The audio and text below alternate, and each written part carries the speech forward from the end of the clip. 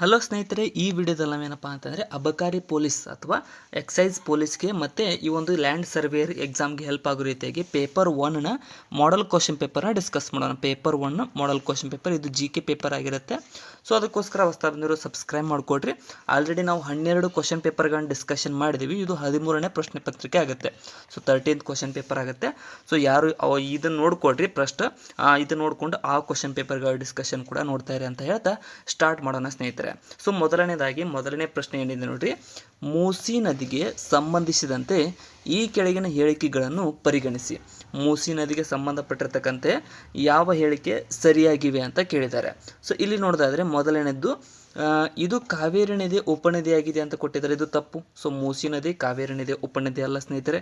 ಇನ್ನು ಬೆಂಗಳೂರು ಈ ನದಿಯ ದಡದಲ್ಲಿದೆ ಅಂತ ಕೊಟ್ಟಿದ್ದಾರೆ. ಸೊ ಬೆಂಗಳೂರು ಈ ನದಿಯ ದಡದಲ್ಲಿದೆ ಅನ್ನೋದು ಸರಿಯಾಗುತ್ತೆ. ಸೊ ಎರಡನೇದು ಸರಿ. ಇನ್ನು ಮೂರನೇದು, ಇದು ಕೃಷ್ಣಾ ನದಿಯ ಉಪನದಿಯಾಗಿದೆ ಅಂತ ಕೊಟ್ಟಿದ್ದಾರೆ. ಸೊ ಇದು ಕೂಡ ಸರಿಯಾಗುತ್ತೆ. ಇದು ಕೃಷ್ಣಾ ನದಿಯ ಉಪನದಿಯಾಗಿದೆ ಮೂಸಿ ನದಿ ಅನ್ನುವಂಥದ್ದು. ಇನ್ನು 2, 3 ಹೇಳಿಕೆಗಳು ಸರಿ ಆಗ್ತವೆ. ಆಪ್ಷನ್ಗಳಲ್ಲಿ ನೋಡೋದಾದ್ರೆ 2 ಹೇಳಿಕೆಗಳು ಮಾತ್ರ ಇಲ್ಲಿ ಸರಿಯಾಗಿರ್ತಕ್ಕಂಥದ್ದು ಆನ್ಸರ್ ಆಗುತ್ತೆ ನೋಡಿ. ಸೊ ನಾವು ಕ್ವಶನ್ಗೆ ಎಷ್ಟು ಬೇಕೋ ಅಷ್ಟೇ ಅರ್ಥೈಸ್ಕೊಳ್ತಾ ಹೋಗೋಣ. ಸೊ ಯಾಕಪ್ಪ ಅಂತಂದರೆ 100 ಕ್ವಶನ್ಗಳು ಇರ್ತಾವಲ್ಲ. ಸೊ ಏನಪ್ಪ ಅಂದರೆ ಇದರಲ್ಲಿ ನಾವೇನಾದರೂ ಟೈಮ್ ವೇಸ್ಟ್ ಮಾಡ್ತಾ ಹೋದರೆ ಸೊ ಲೆಂದಿ ಆಗುತ್ತೆ, ನಿಮಗೂ ಕೂಡ ಬೋರಿಂಗ್ ಆಗುತ್ತೆ. ಹಾಗಾಗಿ ಜಾಸ್ತಿ ಕ್ವಶನ್ಗಳು ಕವರ್ ಆಗಲಿ ಅನ್ನುವಂಥ ಉದ್ದೇಶದ ಮೂಲಕ ನಾನು ಕ್ವಶನ್ಗೆ ಎಷ್ಟು ಬೇಕೋ ಅಷ್ಟೇ ಎಕ್ಸ್ಪ್ಲನೇಷನ್ ಮಾಡ್ತಾ ಹೋಗ್ತೀನಿ. ಸೊ ಇಲ್ಲಿ ನೋಡಿರಿ, ಕೆಳಗಿನ ದೇಶಗಳನ್ನು ಪರಿಗಣಿಸಿ. ನಿಮಗೆ ಡೀಟೇಲ್ ಆಗಿ ಬೇಕು ಅಂತ ಇದ್ರಿ, ಇನ್ನೊಂದು ಸಲ ಹೇಳ್ತೀನಿ ನೋಡ್ರಿ, ನಿಮಗೆ ಈ ಸಬ್ಜೆಕ್ಟ್ ರಿಲೇಟೆಡ್ ಡೀಟೇಲ್ ಆಗಿ ಬೇಕಂತ ಇದ್ದರೆ ಸೊ ಆಥರ್ಸ್ ಬುಕ್ಸನ್ನು ಓದ್ರಿ ಸ್ನೇಹಿತರೆ. ಸೊ ಯಾವುದೇ ರೀತಿಯಾದ ಇವ್ರ ಬುಕ್ಕನ್ನು ಓದೋದು ಅವಶ್ಯಕತೆ ಇಲ್ಲ. ಆಥರ್ಸ್ ಬುಕ್ಸ್ ಅಂದರೆ ಒಂದೇ ಸಬ್ಜೆಕ್ಟಿಗೆ ಪ್ರಿಫರೆನ್ಸ್ ಕೊಟ್ಟು ಜಾಸ್ತಿ ಡೀಟೇಲ್ ಆಗಿ ಇರುತ್ತಲ್ಲ ಆ ಬುಕ್ಸ್ಗಳನ್ನು ಓದ್ಕೊಂಡು ನೆಕ್ಸ್ಟ್ ಏನಪ್ಪ ಅಂದರೆ ಡೈಲಿ ಒಂದು ಇರುತ್ತಲ್ಲ. ಸೊ ಡೈಲಿ ಒಂದು ಸಂಜೆ 6 ಗಂಟೆಗೆ ನನ್ನ ಚಾನಲ್ದಲ್ಲಿ ಒಂದು ಡೈಲಿ ಕ್ವಶನ್ ಪೇಪರ್ ತರ್ತಾ ಇರ್ತೇನೆ. ಸೊ ಈ ರೀತಿಯಾಗಿ ಡೈಲಿ ಒಂದೊಂದು ಕ್ವಶನ್ ಪೇಪರ್ ಸಾಲ್ವ್ ಮಾಡ್ತಾ ಸೊ ಆಥರ್ಸ್ ಬುಕ್ಗಳನ್ನ ನೀವು ಸ್ಟಡಿ ಮಾಡಿದ್ರೆ ಏನಪ್ಪ ಅಂತಂದರೆ ನಿಮಗೊಂದು ಗ್ರಿಪ್ ಸಿಗುತ್ತೆ ಅನ್ನುವಂಥ ಉದ್ದೇಶದ ಮೂಲಕ ಮಾಡ್ತಾ ಇರತಕ್ಕಂಥದ್ದು. ಸೊ ಆಥರ್ಸ್ ಮೇಲೆ ತುಂಬ ಜನ ಅವ್ರ ಮೇಲೆ ಕ್ಲಾಸ್ ಮಾಡ್ತಾ ಇದ್ದಾರೆ. ಸೊ ಬಟ್ ನಮ್ಮ ಕಂಟೆಂಟ್ ಏನಪ್ಪ ಅಂತಂದರೆ ಇದು ನಿಮ್ಮ ಕ್ವಶನ್ ಪೇಪರ್ ಜಾಸ್ತಿ ಕವರ್ ಆಗೋದು ಮತ್ತು ಕ್ವಶನ್ಗಳು ಜಾಸ್ತಿ ಕವರ್ ಆಗೋದು ಉದ್ದೇಶ ಇರುತ್ತೆ. ಸೊ ಇದು ಏನಪ್ಪ ಅಂದರೆ ಈಗ ಪ್ರಸ್ತುತ ನಡೀತಾ ಇರ್ತಕ್ಕಂಥ ಎಲ್ಲ ಎಕ್ಸಾಮ್ಗಳಿಗೂ ಇವು ಉಪಯುಕ್ತವಾಗ್ತವೆ. ಇಲ್ಲಿ ನೋಡಿರಿ, ಜಾಸ್ತಿ ಅದಕ್ಕೆ ಹೇಳೋದಕ್ಕಿಂತ ಕ್ವಶನನ್ನು ಸ್ಟಾರ್ಟ್ ಮಾಡೋಣ. ಸೊ ಕೆಳಗಿನ ದೇಶಗಳನ್ನು ಪರಿಗಣಿಸಿ. ಸೊ ಮೇಲಿನ ಎಷ್ಟು ದೇಶಗಳು ವಿಶ್ವಸಂಸ್ಥೆಯ ಭದ್ರತಾ ಮಂಡಳಿ ಅಂದರೆ ಯುನೈಟೆಡ್ ನೇಷನ್ಸ್ ಸೆಕ್ಯೂರಿಟಿ ಕೌನ್ಸಿಲ್ ಅಂತ ಕರಿತೀವಿ, ಭದ್ರತಾ ಮಂಡಳಿ.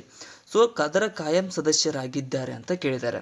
ಸೊ ಇಲ್ಲಿ ನೋಡೋದಾದರೆ ಯಾರು ಇದರಲ್ಲಿ ಕಾಯಂ ಸದಸ್ಯರು, ಟೋಟಲ್ 5 ಸದಸ್ಯರಿದ್ದಾರೆ, 5 ಜನ. ಸೊ 5 ಜನರಲ್ಲಿ ನೋಡೋದಾದರೆ ಫಸ್ಟ್ ಯುನೈಟೆಡ್ ಕಿಂಗ್ಡಮ್ ಇದೆ ಸ್ನೇಹಿತರೆ, ಇದು ಹೌದು. ಚೀನಾ ಕೂಡ ಕಂಡು ಬರುತ್ತೆ. ಇನ್ನು 3ನೇದಾಗಿ ಫ್ರಾನ್ಸ್ ಕೂಡ ಇದೆ ಸ್ನೇಹಿತರೆ. ಸೊ ಇದು ಕೂಡ ಹೌದು. ಇನ್ನು 4ನೇದು ರಷ್ಯಾ, ಇದು ಜಪಾನ್ ಬರಂಗಿಲ್ಲ. ಸೊ ಜರ್ಮನಿ ಕೂಡ ಇಲ್ಲ ಸ್ನೇಹಿತರೆ. ಸೊ ಇನ್ನು 2 ರಾಷ್ಟ್ರಗಳು ರಷ್ಯಾ ಮತ್ತು USA. ಸೊ ಈ 5 ರಾಷ್ಟ್ರಗಳು ಏನಿದಾವಲ್ಲ ಯುನೈಟೆಡ್ ನೇಷನ್ಸ್ ಸೆಕ್ಯೂರಿಟಿ ಕೌನ್ಸಿಲ್ನ ಸದಸ್ಯ ರಾಷ್ಟ್ರಗಳಾಗಿದ್ದಾವೆ. ಸೊ ಅದಕ್ಕೋಸ್ಕರನೇ 4, 5 ತಪ್ಪಾಗ್ತವೆ. ಇಲ್ಲಿ 3 ಮಾತ್ರ ಸರಿಯಾಗಿದ್ದಾವೆ ಅನ್ನೋದು ಆನ್ಸರ್ ಆಗುತ್ತೆ. ಅಂದರೆ ಆಪ್ಷನ್ ಬಿ ಸರಿಯಾದ ಉತ್ತರ ಆಗುತ್ತೆ ನೋಡಿ. ನೆಕ್ಸ್ಟ್, ಸಮುದ್ರ ಪ್ರತಾಪ್ ನೌಕೆಯ ಬಗ್ಗೆ ಈ ಕೆಳಗಿನ ಹೇಳಿಕೆಗಳನ್ನು ಪರಿಗಣಿಸಿ. ಸಮುದ್ರ ಪ್ರತಾಪ್ ನೌಕೆ ಇತ್ತೀಚೆಗೆ ಬಿಡುಗಡೆಯಾಗಿರ್ತಕ್ಕಂಥದ್ದು, ಇತ್ತೀಚೆಗೆ ಪ್ರೊಡ್ಯೂಸ್ ಆಗಿ ಮಾರ್ಕೆಟಿಗೆ ಬಂದಿರತಕ್ಕಂಥದ್ದು. ಸೊ ಇದರ ಬಗ್ಗೆ ನೋಡೋದಾದರೆ ಇವು ಇಲ್ಲಿ ಸರಿಯಾಗಿದ್ದಾವೆ ಅಂತ ಕೇಳಿದ್ದಾರೆ. ಸೊ ಇಲ್ಲಿ ನೋಡೋದಾದರೆ ಮೊದಲನೇದು, ಇದನ್ನು DRDO ವಿನ್ಯಾಸಗೊಳಿಸಿದೆ ಮತ್ತು HAL ಅಭಿವೃದ್ಧಿಪಡಿಸಿದೆ ಅಂತ ಕೊಟ್ಟಿದ್ದಾರೆ. ಸೊ ಇದು ಶುದ್ಧ ತಪ್ಪು. ಯಾಕಪ್ಪ ಅಂತಂದರೆ ಈ ಒಂದು ಸಮುದ್ರ ಪ್ರತಾಪ್ ನೌಕೆಯನ್ನು ಗೋವಾ ಶಿಪ್ ಯಾರ್ಡ್ ಅಭಿವೃದ್ಧಿಪಡಿಸಿದೆ, ಗೋವಾ ಶಿಪ್ ಯಾರ್ಡ್. ಸೊ ಅದಕ್ಕೋಸ್ಕರನೇ 1ನೇ ತಪ್ಪಾಗುತ್ತೆ. ಇನ್ನು ದೇಶದ ಸಮುದ್ರ ತೀರದಲ್ಲಿ ತೈಲ ಸೋರಿಕೆಯನ್ನು ಪರಿಶೀಲಿಸಲು ಇದು ಸಹಾಯ ಮಾಡುತ್ತದೆ ಅಂತ ಕೊಟ್ಟಿದ್ದಾರೆ. ಸೊ ಇದು ಇಲ್ಲಿ ಸರಿಯಾಗುತ್ತೆ. 2 ಮಾತ್ರ ಇಲ್ಲಿ ಸರಿಯಾದಂಥ ಆಯ್ಕೆ ಆಗುತ್ತೆ. ಆಪ್ಷನ್ ಬಿ ಇಲ್ಲಿ ಸರಿಯಾದಂಥ ಆಯ್ಕೆ ಆಗುತ್ತೆ ನೋಡಿ. ನೆಕ್ಸ್ಟ್ ಏನು ಕೊಟ್ಟಿದ್ದಾರೆ, ತಂಜಾವೂರು ವೀಣೆಯ ಕುರಿತು ಕೆಳಗಿನ ಹೇಳಿಕೆಗಳನ್ನು ಪರಿಗಣಿಸಿ. ತಂಜಾವೂರು ವೀಣೆಗೆ ಸಂಬಂಧಪಟ್ಟಿರ್ತಕ್ಕಂತೆ ಇಲ್ಲಿ ನೋಡೋದಾದರೆ ಮೊದಲನೇದು ಏನು ಹೇಳುತ್ತೆ, ಭೌಗೋಳಿಕ ಸೂಚಕ ಅಥವಾ GI ಜಿಯೋಗ್ರಫಿಕಲ್ ಇಂಡಿಕೇಶನ್ ಟ್ಯಾಗ್ ಅಂತ ಕರಿತೀವಿ. ಇದನ್ನು ಪಡೆದಂತಹ ಭಾರತದಲ್ಲಿ ಇದು ಮೊದಲ ಸಂಗೀತ ವಾದ್ಯವಾಗಿದೆ ಅಂತ ಕೊಟ್ಟಿದ್ದಾರೆ. ಸೊ ಇದು ಸರಿಯಾಗಿದೆ ಸ್ನೇಹಿತರೆ. ಏನಪ್ಪ ಅಂತಂದರೆ ಈ ಒಂದು ಭೌಗೋಳಿಕ GI ಟ್ಯಾಗನ್ನು ಪಡೆದುಕೊಂಡಿರ್ತಕ್ಕಂಥ ಭಾರತದ ಮೊದಲ ಸಂಗೀತ ವಾದ್ಯ ಅಂತಂದರೆ ಅದು ತಂಜಾವೂರು ವೀಣೆ ಆಗುತ್ತೆ. ಸೊ ಅದಕ್ಕೋಸ್ಕರ 1ನೇದು ಸರಿಯಾಗಿದೆ. ಇನ್ನು ರುದ್ರ ವೀಣೆ ಮತ್ತು ವಿಚಿತ್ರ ವೀಣೆ ಪ್ರಕಾರಗಳು ಕರ್ನಾಟಕ ಸಂಗೀತದಲ್ಲಿ ಜನಪ್ರಿಯವಾಗಿವೆ ಅಂತ ಕೊಟ್ಟಿದ್ದಾರೆ. ಇದು ತಪ್ಪು, ಎರಡನೇ ತಪ್ಪಾಗುತ್ತೆ. ಸೊ ಇದಕ್ಕೆ ಸಂಬಂಧಪಟ್ಟಿರ್ತಕ್ಕಂಥ ಎರಡನೇ ತಪ್ಪು. ಇನ್ನು ಮೂರನೇದ್ದು, ಹಿಂದೂಸ್ತಾನಿ ಶಾಸ್ತ್ರೀಯ ಸಂಗೀತದಲ್ಲಿ ಸರಸ್ವತಿ ವೀಣೆ ಮತ್ತು ಚಿತ್ರ ವೀಣೆಯನ್ನು ಬಳಸಲಾಗುತ್ತದೆ ಅಂತ ಕೊಟ್ಟಿದ್ದಾರೆ. ಇದು ಕೂಡ ತಪ್ಪಾಗುತ್ತೆ, ಇದು ಕೂಡ ತಪ್ಪು. ಇನ್ನು ನಾಲ್ಕನೇದಾಗಿ, ಸರಸ್ವತಿ ವೀಣೆಯನ್ನು ತಯಾರಿಸುವ ಏಕೈಕ ಸ್ಥಳ ಅಂತಂದರೆ ತಂಜಾವೂರು ಅಂತ ಕೊಟ್ಟಿದ್ದಾರೆ. ಇದು ಸರಿ. ಸೊ ಸರಸ್ವತಿ ವೀಣೆನ ತಯಾರಿಸ್ತಕ್ಕಂಥ ಏಕೈಕ ಸ್ಥಳ ಅಂತಂದರೆ ಅದು ತಂಜಾವೂರು. 1 ಮತ್ತು 4 ಇಲ್ಲಿ ಸರಿ ಆಗ್ತವೆ ಅಂತಂದರೆ 2 ಹೇಳಿಕೆಗಳು ಮಾತ್ರ ಇಲ್ಲಿ ಸರಿಯಾದಂಥ ಆಯ್ಕೆಗಳಾಗ್ತವೆ. ಆನ್ಸರ್ ಎ ಇಲ್ಲಿ ಉತ್ತರ ಆಗುತ್ತೆ. ನೆಕ್ಸ್ಟ್, ಟಿ ಸೆಲ್ಗೆ ಸಂಬಂಧಿಸಿದಂತೆ ಕೆಳಗಿನ ಹೇಳಿಕೆಗಳನ್ನು ಪರಿಗಣಿಸಿ. ಸೊ ಟಿ ಸೆಲ್ಗೆ ಸಂಬಂಧಪಟ್ಟಿರ್ತಕ್ಕಂತೆ ಇಲ್ಲಿ ನೋಡೋದಾದರೆ ಮೊದಲನೇ ಹೇಳಿಕೆ ಏನು ಹೇಳುತ್ತೆ, ಇದು ಒಂದು ರೀತಿ ಕೆಂಪು ರಕ್ತ ಕಣ ಆಗಿದೆ. ಇದು ತಪ್ಪು. ಟಿ ಸೆಲ್ ಅನ್ನುವಂಥದ್ದು ಒಂದು ವೈಟ್ ಬ್ಲಡ್ ಸೆಲ್, WBC ಅದು. ಸೊ ಅದಕ್ಕೋಸ್ಕರ ಒಂದೇ ತಪ್ಪಾಗುತ್ತೆ. ಇನ್ನು ಇದು ಪ್ರತಿರಕ್ಷಣಾ ವ್ಯವಸ್ಥೆಯ ಭಾಗವಾಗಿದೆ ಮತ್ತು ದೇಹವನ್ನು ಸೋಂಕಿನಿಂದ ರಕ್ಷಿಸಲು ಸಹಾಯ ಮಾಡುತ್ತದೆ. ಇದು ಸರಿ. ಏನಪ್ಪ ಅಂದರೆ WBC ಕೆಲಸ ಗೊತ್ತಲ್ಲ, ವೈಟ್ ಬ್ಲಡ್ ಸೆಲ್, ಬಿಳಿ ರಕ್ತ ಕಣ ಏನಪ್ಪ ಅಂದರೆ ರೋಗ ನಿರೋಧಕ ಶಕ್ತಿಯನ್ನು ಉಂಟು ಮಾಡ್ತಕ್ಕಂಥದ್ದು ಅವಕ್ಕರದ್ದು ಇದಿರುತ್ತೆ. ಸೊ ಅದಕ್ಕೋಸ್ಕರ ಎರಡನೇದು ಸರಿಯಾಗಿದೆ ಅವಕ್ಕೆ ಸಂಬಂಧಪಟ್ಟಿರ್ತಕ್ಕಂತೆ. ಇದನ್ನು ಟಿ ಲಿಂಫೋಸೈಟ್ ಮತ್ತು ಥರ್ಮೋಸೈಟ್ ಎಂದು ಕೂಡ ಕರೆಯುತ್ತಾರೆ ಅಂತ ಕೊಟ್ಟಿದ್ದಾರೆ. ಇದು ಸರಿಯಾಗಿದೆ. ಸೊ ಇದು ಏನಪ್ಪ ಅಂದರೆ ಇದನ್ನು ಟಿ ಸೆಲ್ಲನ್ನು ಟಿ ಲಿಂಫೋಸೈಟ್ ಅಥವಾ ಥರ್ಮೋಸೈಟ್ ಅಂತ ಕೂಡ ಕರೀತಾರೆ. ಸೊ 2 ಮತ್ತು ಹೇಳಿಕೆಗಳು 2 ಮತ್ತು 3 ಮಾತ್ರ ಇಲ್ಲಿ ಸರಿಯಾಗಿದ್ದಾವೆ. ಆಪ್ಷನ್ ಸಿ ಆನ್ಸರ್ ಆಗುತ್ತೆ ಇಲ್ಲಿ. ನೆಕ್ಸ್ಟ್,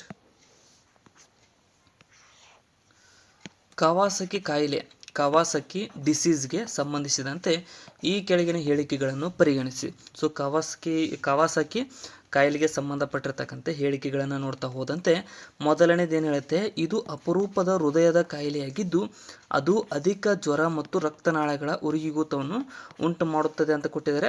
ಇದು ಸರಿಯಾಗಿದೆ. ಸೊ ಅಪರೂಪ ಏನಪ್ಪ ಅಂದರೆ ಇದೊಂದು ಏನಪ್ಪ ಅಂದರೆ ಅಪರೂಪದ ಹೃದಯದ ಕಾಯಿಲೆ ಇದು, ಮತ್ತು ಅಧಿಕ ಜ್ವರ ಮತ್ತು ರಕ್ತನಾಳಗಳ ಉರಿಯೂತವನ್ನು ಉಂಟು ಮಾಡ್ತಕ್ಕಂಥದ್ದು ಇದರ ಕೆಲಸ ಆಗಿದೆ. ಒಂದನೇದು ಸರಿ.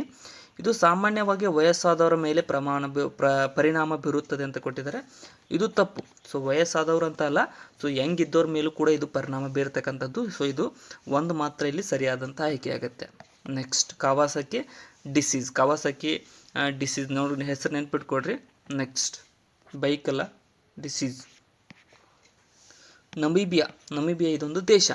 ಇದಕ್ಕೆ ಸಂಬಂಧಿಸಿದಂತೆ ಈ ಕೆಳಗಿನ ಹೇಳಿಕೆಗಳನ್ನು ಪರಿಗಣಿಸಿ.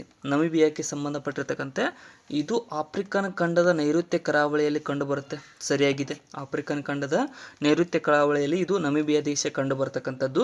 ಇನ್ನು ಇದು ತಾಂಜಾನಿಯಾ ಮತ್ತು ಕಾಂಗೋದೊಂದಿಗೆ ಗಡಿಯನ್ನು ಹಂಚಿಕೊಂಡಿದೆ ಅಂತ ಕೊಟ್ಟಿದ್ದಾರೆ. ಸೊ ಎರಡನೇದು ತಪ್ಪಾಗುತ್ತೆ. ಸೊ ತಾಂಜಾನಿಯಾ ಮತ್ತು ಕಾಂಗೋದೊಂದಿಗೆ ಗಡಿಯನ್ನು ಹಂಚಿಕೊಂಡಿಲ್ಲ. ಸೊ ಒಂದು ಮಾತ್ರ ಇಲ್ಲಿ ಸರಿಯಾದಂಥ ಆಯ್ಕೆ ಆಗುತ್ತೆ ಇಲ್ಲಿ. ನೆಕ್ಸ್ಟ್, ಗಡಸು ನೀರು ಅಂತ ಕರಿತೇವೆ. ಹಾರ್ಡ್ ವಾಟರ್, D2O ಅಂತ ಕರಿತೀವಿ, ಡ್ಯೂಟೇರಿಯಂ ಆಕ್ಸೈಡ್. ಹಾರ್ಡ್ ವಾಟರ್ ಮತ್ತು ಮೃದು ನೀರಿನ ನಡುವಿನ ವ್ಯತ್ಯಾಸವನ್ನು ಪರಿಗಣಿಸಿ ಅಂತ ಕೇಳಿದ್ದಾರೆ. ಸೊ ಹಾರ್ಡ್ ವಾಟರ್ ಮತ್ತು ಮೃದು ನೀರಿಗೆ ಸಂಬಂಧಪಟ್ಟಿರ್ತಕ್ಕಂತೆ ಡಿಫರೆನ್ಸ್ ಏನು ಅಂತ ಕೇಳಿದ್ದಾರೆ. ಸೊ ಇಲ್ಲಿ ನೋಡಿ, ಮೊದಲನೇದು ಏನು ಹೇಳುತ್ತೆ, ಗಟ್ಟಿಯಾದ ನೀರಿನಲ್ಲಿ ಹೆಚ್ಚಿನ ಕ್ಯಾಲ್ಸಿಯಂ ಮತ್ತು ಮೆಗ್ನೀಸಿಯಂ ಅಂಶವಿದ್ದರೆ ಮೃದುವಾದ ನೀರಿನಲ್ಲಿ ಹೆಚ್ಚಿನ ಸೋಡಿಯಂ ಅಂಶವಿದೆ. ಸರಿಯಾಗಿದೆ. ಸಾಫ್ಟ್ ವಾಟರ್ ಒಳಗಡೆ ಸೋಡಿಯಂ ಕಂಡು ಬರುತ್ತೆ. ಇನ್ನು ಹಾರ್ಡ್ ವಾಟರ್ ಒಳಗಡೆ ಭಾಳಷ್ಟು ಸಲ ಎಕ್ಸಾಮ್ದಲ್ಲಿ ಕೇಳಿದ್ದಾರೆ. ಸೊ ಕ್ಯಾಲ್ಸಿಯಂ ಮತ್ತು ಮೆಗ್ನೀಸಿಯಂ ಕಂಡು ಬರ್ತಕ್ಕಂಥದ್ದು ಒಂದನೇದು ಸರಿಯಾಗಿದೆ. ಇನ್ನು ಗಟ್ಟಿಯಾದ ನೀರು ಸೋಪಿನೊಂದಿಗೆ ಸುಲಭವಾಗಿ ನೊರೆಯಾಗುವುದಿಲ್ಲ. ಅಂದರೆ ಆ ಸೋಪನ್ನು ಮಿಕ್ಸ್ ಮಾಡಿದಾಗ ಅದರ ಜೊತೆ ಇದು ಬರೋಂಗಿಲ್ಲ, ಏನು ಬುರುಗ ಬರೋಂಗಿಲ್ಲ. ಸೊ ಅದಕ್ಕೋಸ್ಕರನೇ ಇದು ಸರಿಯಾಗಿದೆ. ಆದರೆ ಮೃದುವಾದ ನೀರು ಸೋಪಿನೊಂದಿಗೆ ಸುಲಭವಾಗಿ ನೊರೆ ಬರುತ್ತೆ. ಸೊ ಅದಕ್ಕೋಸ್ಕರನೇ ಇದು ಕೂಡ ಸರಿಯಾಗುತ್ತೆ. ಇದು ಡಿಫ್ರೆನ್ಸ್ಗೆ ಸಂಬಂಧಪಟ್ಟಿರ್ತಕ್ಕಂತೆ 1 ಮತ್ತು 2 ಇಲ್ಲಿ ಆನ್ಸರ್ ಆಗುತ್ತೆ. ಆಪ್ಷನ್ ಸಿ ಸರಿಯಾದ ಆಯ್ಕೆ ಆಗುತ್ತೆ. ನೆಕ್ಸ್ಟ್, ಈ ಕೆಳಗಿನ ಹೇಳಿಕೆಗಳಲ್ಲಿ ಯಾವುದು ಸರಿಯಾಗಿದೆ ಅಂತ ಕೇಳಿದ್ದಾರೆ. ಸೊ ಇಲ್ಲಿ ನೋಡೋದಾದರೆ 3 ಆಯ್ಕೆಗಳನ್ನು ಕೊಟ್ಟಿದ್ದಾರೆ. ಸೊ ಇಲ್ಲಿ ನೋಡೋದಾದರೆ ಮೊದಲನೇದಾಗಿ, ಸಸ್ಯಗಳು ಸೂರ್ಯನ ಬೆಳಕಿನಿಂದ ಶಕ್ತಿಯನ್ನು ಕಾರ್ಬೋಹೈಡ್ರೇಟ್ಗಳಾಗಿ ಸಂಗ್ರಹಿಸಲಾದ ಆಹಾರವಾಗಿ ಪರಿವರ್ತಿಸುತ್ತದೆ. ಸರಿಯಾಗಿದೆ. ಸೊ ಏನಪ್ಪ ಅಂದರೆ ಸಸ್ಯಗಳು ಸೂರ್ಯನ ಬೆಳಕನ್ನು ಪಡೆದುಕೊಂಡು, ಅದರಲ್ಲಿ ಸೂರ್ಯನ ಬೆಳಕು ಅಂತಂದರೆ ಕೆಂಪು ಕಿರಣಗಳು ಜಾಸ್ತಿ ಸಸ್ಯಗಳು ಪಡೆದುಕೊಳ್ತವೆ, ಅಂದರೆ ತಗೋತವೆ, ಅಬ್ಸರ್ವ್ ಮಾಡ್ಕೋತವೆ. ಅದರಿಂದ ಈ ಒಂದು ಕಾರ್ಬೋಹೈಡ್ರೇಟನ್ನು ರೆಡಿ ಮಾಡ್ತಕ್ಕಂಥದ್ದು. ಸೊ ಇನ್ನು ಸಸ್ಯಗಳು ಕ್ಲೋರೋಫಿಲ್ ಅನ್ನು ಹೊಂದಿರುತ್ತವೆ. ಇದು ಸರಿಯಾಗಿದೆ. ಸಸ್ಯಗಳಲ್ಲಿ ಕ್ಲೋರೋಫಿಲ್ ಇರುತ್ತೆ ಸ್ನೇಹಿತರೆ. ಇನ್ನು ಸಸ್ಯಗಳು ಜೀವಕೋಶದ ಗುಡಿಯನ್ನು ಹೊಂದಿಲ್ಲ ಅಂತ ಕೊಟ್ಟಿದ್ದಾರೆ, ಇದು ತಪ್ಪು. ಸೊ ಸೆಲ್ವಾಲ್ ಸಸ್ಯಗಳ ಕೋಶಗಳಿಗೆ ಸೆಲ್ವಾಲ್ ಇದೆ ಸ್ನೇಹಿತರೆ, ಅಂದರೆ ಕೋಶ ಪೊರೆ ಅಂತ ಕರಿತೀವಿ, ಗೋಡೆಗಳಿದ್ದಾವೆ. ಸೊ ಅದಕ್ಕೋಸ್ಕರನೇ ಮೂರನೇದ್ದು ಇಲ್ಲಿ ಕೊಟ್ಟಿರ್ತಕ್ಕಂಥ ತಪ್ಪಾಗುತ್ತೆ. 1 ಮತ್ತು 2 ಮಾತ್ರ ಸರಿಯಾದಂಥ ಆಯ್ಕೆಗಳಾಗ್ತವೆ. ನೆಕ್ಸ್ಟ್, ಕೆಳಗಿನವುಗಳಲ್ಲಿ ಹೊಗೆಯ ಪರಿಣಾಮಗಳು ಯಾವುವು ಅಂತ ಕೇಳಿದ್ದಾರೆ. ಸೊ ಹೊಗೆಯ ಪರಿಣಾಮಗಳು ಅಂದರೆ ಹೊರಸೂಸ್ತಕ್ಕಂಥ ಹೊಗೆಗೆ ಸಂಬಂಧಪಟ್ಟಿರ್ತಕ್ಕಂತೆ ಹೊಗೆಯು ಗೋಚರತೆಯನ್ನು ನಿರ್ಬಂಧಿಸುತ್ತದೆ ಮತ್ತು ಪರಿಸರಕ್ಕೆ ಹಾನಿ ಮಾಡುತ್ತದೆ ಅಂತ ಕೊಟ್ಟಿದ್ದಾರೆ, ಸರಿಯಾಗಿದೆ. ಹೊಗೆ ನೋಡ್ರಿ, ಸ್ಮಾಗ್ ಅಂತ ಕರಿತೀವಿ. ಸ್ಮಾಗ್ ಏನಾದರೂ ಆಯ್ತಂದರೆ ಸೊ ಸಮೀಪ ಇದ್ದವರೇ ಕಾಣಂಗಿಲ್ಲ. ಸೊ ಅಂದರೆ ಒಂದು ಸ್ವಲ್ಪ ಗಾಳಿ ಕ್ಲಿಯರೆನ್ಸನ್ನು ಕಡಿಮೆ ಮಾಡುತ್ತೆ. ಸೊ 1ನೇ ಸರಿಯಾಗಿದೆ. ಇನ್ನು ಇದು ಮಾನವರಲ್ಲಿ ಉಸಿರಾಟದ ಸಮಸ್ಯೆಗಳನ್ನು ಸೃಷ್ಟಿಸುತ್ತೆ, ಇದು ಕೂಡ ಸರಿಯಾಗಿದೆ. ಹೊಗೆಯಿಂದ ಮಾನವರಲ್ಲಿ ಉಸಿರಾಟದ ತೊಂದರೆಗಳು ತುಂಬ ಕಂಡು ಬರ್ತವೆ. ಸೊ ಇನ್ನು ಹೊಗೆಯು ನೇರಳಾತೀತ ವಿಕಿರಣದ ಮೇಲೆ ಯಾವುದೇ ಪರಿಣಾಮ ಬೀರುವುದಿಲ್ಲ ಅಂತ ಕೊಟ್ಟಿದ್ದಾರೆ, ಇದು ತಪ್ಪು. ಯಾಕಪ್ಪ ಅಂತಂದರೆ ನೇರಳಾತೀತ ವಿಕಿರಣವನ್ನು ಹೀರ್ಕೊಳ್ಳುತ್ತೆ. ಸೊ ಹಾಗಾಗಿ ಗ್ಲೋಬಲ್ ವಾರ್ಮಿಂಗ್ ಆಗುತ್ತೆ ಸ್ನೇಹಿತರೆ. ಸೊ ಅದಕ್ಕೋಸ್ಕರ 3ನೇದಿಲ್ಲಿ ತಪ್ಪಾಗುತ್ತೆ. ನೇರಳಾತೀತ ವಿಕಿರಣದ ಮೇಲೆ ಪರಿಣಾಮ ಬೀರುತ್ತೆ ಅದು. ಸೊ 1 ಮತ್ತು 2 ಮಾತ್ರ ಇಲ್ಲಿ ಸರಿಯಾಗಿರ್ತಕ್ಕಂಥ ಹೇಳಿಕೆಗಳಾಗ್ತವೆ. ನೆಕ್ಸ್ಟ್, ಕೇಂದ್ರೀಯ ಸಂಸ್ಥೆಗಳ ಕುರಿತು ಹೇಳಿಕೆಗಳಲ್ಲಿ ಯಾವ ಹೇಳಿಕೆ ಸರಿಯಾಗಿಲ್ಲ ಅಂತ ಕೇಳಿದ್ದಾರೆ. ಸೊ ನೋಡ್ರಿ, ಕೇಂದ್ರೀಯ ಸಂಸ್ಥೆಗಳು ಸೆಂಟ್ರಲ್ ಬಾಡೀಸ್ಗಳ ಕುರಿತು ಹೇಳಿಕೆಗಳಲ್ಲಿ ಯಾವುದು ಸರಿಯಾಗಿಲ್ಲ ಅಂತಂದರೆ ಮೊದಲನೇದು ನೋಡೋಣ ಬನ್ನಿ. ಮೊದಲನೇದು ರಾಷ್ಟ್ರೀಯ ತನಿಖಾ ದಳವು ಅಂದರೆ ನ್ಯಾಷನಲ್ ಇನ್ವೆಸ್ಟಿಗೇಷನ್ ಅಸೋಸಿಯೇಷನ್ ಅಂತ ಕರಿತೀವಿ, ಭಯೋತ್ಪಾದನೆ ಮತ್ತು ರಾಷ್ಟ್ರೀಯ ಭದ್ರತೆ ಸಂಬಂಧಿಸಿದ ತನಿಖೆಗಳನ್ನು ನಡೆಸುತ್ತದೆ, ಸರಿಯಾಗಿದೆ. ಭಯೋತ್ಪಾದನೆ ಮತ್ತು ರಾಷ್ಟ್ರೀಯ ಸೆಕ್ಯೂರಿಟಿ ಸಲುವಾಗಿ ಇದು ತನಿಖೆಗಳನ್ನು ನಡೆಸುತ್ತೆ, ಇದೇ ಸರಿಯಾಗಿದೆ. ಇನ್ನು ಕೇಂದ್ರೀಯ ತನಿಖಾ ದಳ ಸೆಂಟ್ರಲ್ ಬ್ಯೂರೋ ಆಫ್ ಇನ್ವೆಸ್ಟಿಗೇಷನ್ ಅಂತ ಕರಿತೀವಿ, ಇದು ಸಾರ್ವಜನಿಕ ಜೀವನದಲ್ಲಿನ ಭ್ರಷ್ಟಾಚಾರ, ಆರ್ಥಿಕ ಮತ್ತು ಹಿಂಸಾತ್ಮಕ ಅಪರಾಧಗಳ ತನಿಖೆಗಳನ್ನು ನಡೆಸುತ್ತದೆ ಅಂತ ಕೊಟ್ಟಿದ್ದಾರೆ, ಇದು ಕೂಡ ಸರಿಯಾಗಿದೆ. ಸೊ CBIಗೆ ಸಂಬಂಧಪಟ್ಟಿರ್ತಕ್ಕಂತೆ ಸೊ ಸ್ಪೀಡ್ ಅನ್ಸಿದ್ರೆ ಏನಿಲ್ಲ, ಸೊ ಸಿಂಪಲ್ ಪ್ರಶ್ನೆಗಳಿದ್ದಾವೆ, ನೀವು ಓದಿಕೊಂಡ್ರೆ ಅರ್ಥ ಆಗುತ್ತೆ. ಸ್ವಲ್ಪ ಪಾಸ್ ಮಾಡ್ಕೊಂಡು ಓದ್ಕೊಂಡು ಮುಂದೆ ಹೋಗಿ ಸ್ನೇಹಿತರೆ. ನೆಕ್ಸ್ಟ್, ಜಾರಿ ನಿರ್ದೇಶನಾಲಯ ED ಅಂತ ಕರಿತೀವಿ. ಸೊ ಈ ED ಇದೆಯಲ್ಲ, ನಾಗರಿಕ ಹಕ್ಕುಗಳ ಉಲ್ಲಂಘನೆಯಾದ ಅಪರಾಧ ತನಿಖೆಗಳನ್ನು ನಡೆಸುತ್ತದೆ ಅಂತ ಕೊಟ್ಟಿದ್ದಾರೆ. ಸೊ ಇದು ತಪ್ಪು ಸ್ನೇಹಿತರೆ. ಸೊ ನಾಗರಿಕ ಹಕ್ಕುಗಳಿಗೆ ಸಂಬಂಧಪಟ್ಟಿರ್ತಕ್ಕಂತೆ ನ್ಯಾಷನಲ್ ಹ್ಯೂಮನ್ ರೈಟ್ಸ್ ಕಮಿಷನ್ ಇದೆ, NHRC. ಸೊ ಅದಕ್ಕೋಸ್ಕರನೇ ಇದು ತಪ್ಪಾಗುತ್ತೆ. ED ಇದು ಒಂದು ಇನ್ವೆಸ್ಟಿಗೇಷನ್ ಮಾಡುತ್ತೆ. ಸೊ ಅದಕ್ಕೋಸ್ಕರನೇ ಸಿ ತಪ್ಪು. ಇನ್ನು ನಾರ್ಕೋಟಿಕ್ಸ್ ಕಂಟ್ರೋಲ್ ಬ್ಯೂರೋ NCB ಅಂತ ಕರಿತೀವಿ, ಇದು ಮಾದಕ ವಸ್ತು ಕಳ್ಳ ಸಾಗಣೆ ಮತ್ತು ಅಕ್ರಮ ವಸ್ತುಗಳ ಬಳಕೆಯನ್ನು ತಡೆಯಲು ಕಾರ್ಯನಿರ್ವಹಿಸುತ್ತದೆ ಅಂತ ಕೊಟ್ಟಿದ್ದಾರೆ. ಸೊ ಇದು ಕೂಡ ಸರಿಯಾಗುತ್ತೆ, ಬಟ್ ಸಿ ಇಲ್ಲಿ ತಪ್ಪಾಗುತ್ತೆ, ED. ನೆಕ್ಸ್ಟ್, ಎನ್ಫೋರ್ಸ್ಮೆಂಟ್ ಡೈರೆಕ್ಟರೇಟ್ ಅಂತ ಕರಿತೀವಿ, ಅದು ಏನಪ್ಪ ಅಂದರೆ ಅದು ಈ ಒಂದು ಏನು ಅಪರಾಧಗಳಿಗೆ ಇನ್ವೆಸ್ಟಿಗೇಷನ್ ಮಾಡ್ತಕ್ಕಂಥದ್ದು, ಬಟ್ NHRC ಹಕ್ಕುಗಳಿಗೆ ಸಂಬಂಧಪಟ್ಟಿದ್ದಾಗಿದೆ. ನೆಕ್ಸ್ಟ್,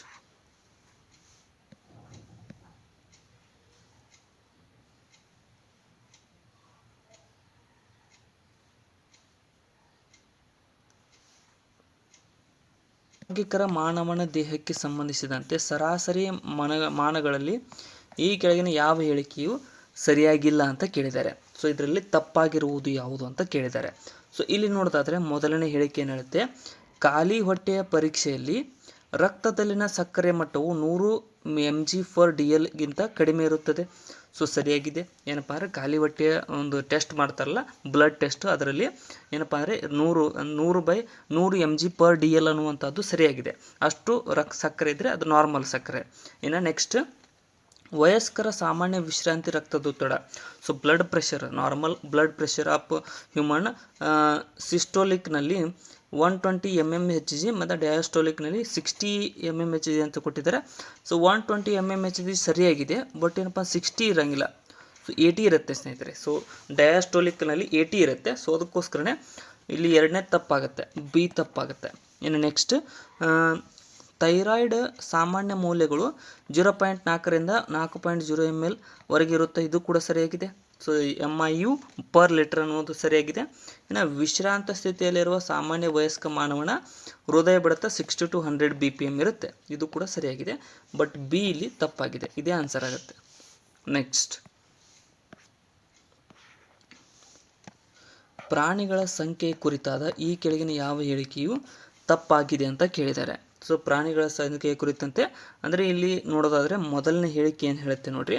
ಸೊ ಏನಪ್ಪ ಅಂದರೆ ಮಧ್ಯಪ್ರದೇಶ ರಾಜ್ಯವು ದೇಶದಲ್ಲಿ ಅತಿ ಹೆಚ್ಚು ಹುಲಿಗಳನ್ನು ಹೊಂದಿದೆ. ಸರಿಯಾಗಿದೆ. ಮಧ್ಯಪ್ರದೇಶ ಅತಿ ಹೆಚ್ಚು ಹುಲಿಗಳನ್ನು ಹೊಂದಿದೆ. ಇನ್ನು ಕರ್ನಾಟಕ ರಾಜ್ಯವು ದೇಶದಲ್ಲಿ ಅತಿ ಹೆಚ್ಚು ಆನೆಗಳನ್ನು ಹೊಂದಿದೆ. ಇದು ಕೂಡ ಸರಿಯಾಗಿದೆ. ನಮ್ಮ ಕರ್ನಾಟಕದಲ್ಲಿ ಅತಿ ಹೆಚ್ಚು ಆನೆಗಳು ಕಂಡು ಬರ್ತವೆ. ಇನ್ನು ಗುಜರಾತ್ ರಾಜ್ಯವು ದೇಶದಲ್ಲಿ ಅತಿ ಹೆಚ್ಚು ಸಿಂಹಗಳನ್ನು ಹೊಂದಿದೆ. ಇದು ಕೂಡ ಸರಿಯಾಗಿದೆ. ಸೊ ಗುಜರಾತ್ ರಾಜ್ಯಕ್ಕೆ ಸಂಬಂಧಪಟ್ಟಿರ್ತಕ್ಕಂತೆ. ಇನ್ನು ಅಸ್ಸಾಂ ರಾಜ್ಯವು ದೇಶದಲ್ಲಿ ಅತಿ ಹೆಚ್ಚು ಚಿರತೆಗಳನ್ನು ಹೊಂದಿದೆ ಅಂತ ಕೊಟ್ಟಿದ್ದಾರೆ. ಇದು ತಪ್ಪು. ಸೊ ಅತಿ ಹೆಚ್ಚು ಚಿರತೆಗಳನ್ನು ಹೊಂದಿರತಕ್ಕಂಥದ್ದು ಮಧ್ಯಪ್ರದೇಶ ಸ್ನೇಹಿತರೆ. ಮಧ್ಯಪ್ರದೇಶ್. ಸೊ ಅದಕ್ಕೋಸ್ಕರನೇ ಡಿ ಇಲ್ಲಿ ತಪ್ಪಾಗಿರ್ತಕ್ಕಂಥ ಆಯ್ಕೆ ಆಗುತ್ತೆ. ನೆಕ್ಸ್ಟ್, ಫಿಲಿಪ್ ರೇಖೆಯು ಏನನ್ನು ಸೂಚಿಸುತ್ತದೆ ಅಂತ ಕೇಳಿದ್ದಾರೆ.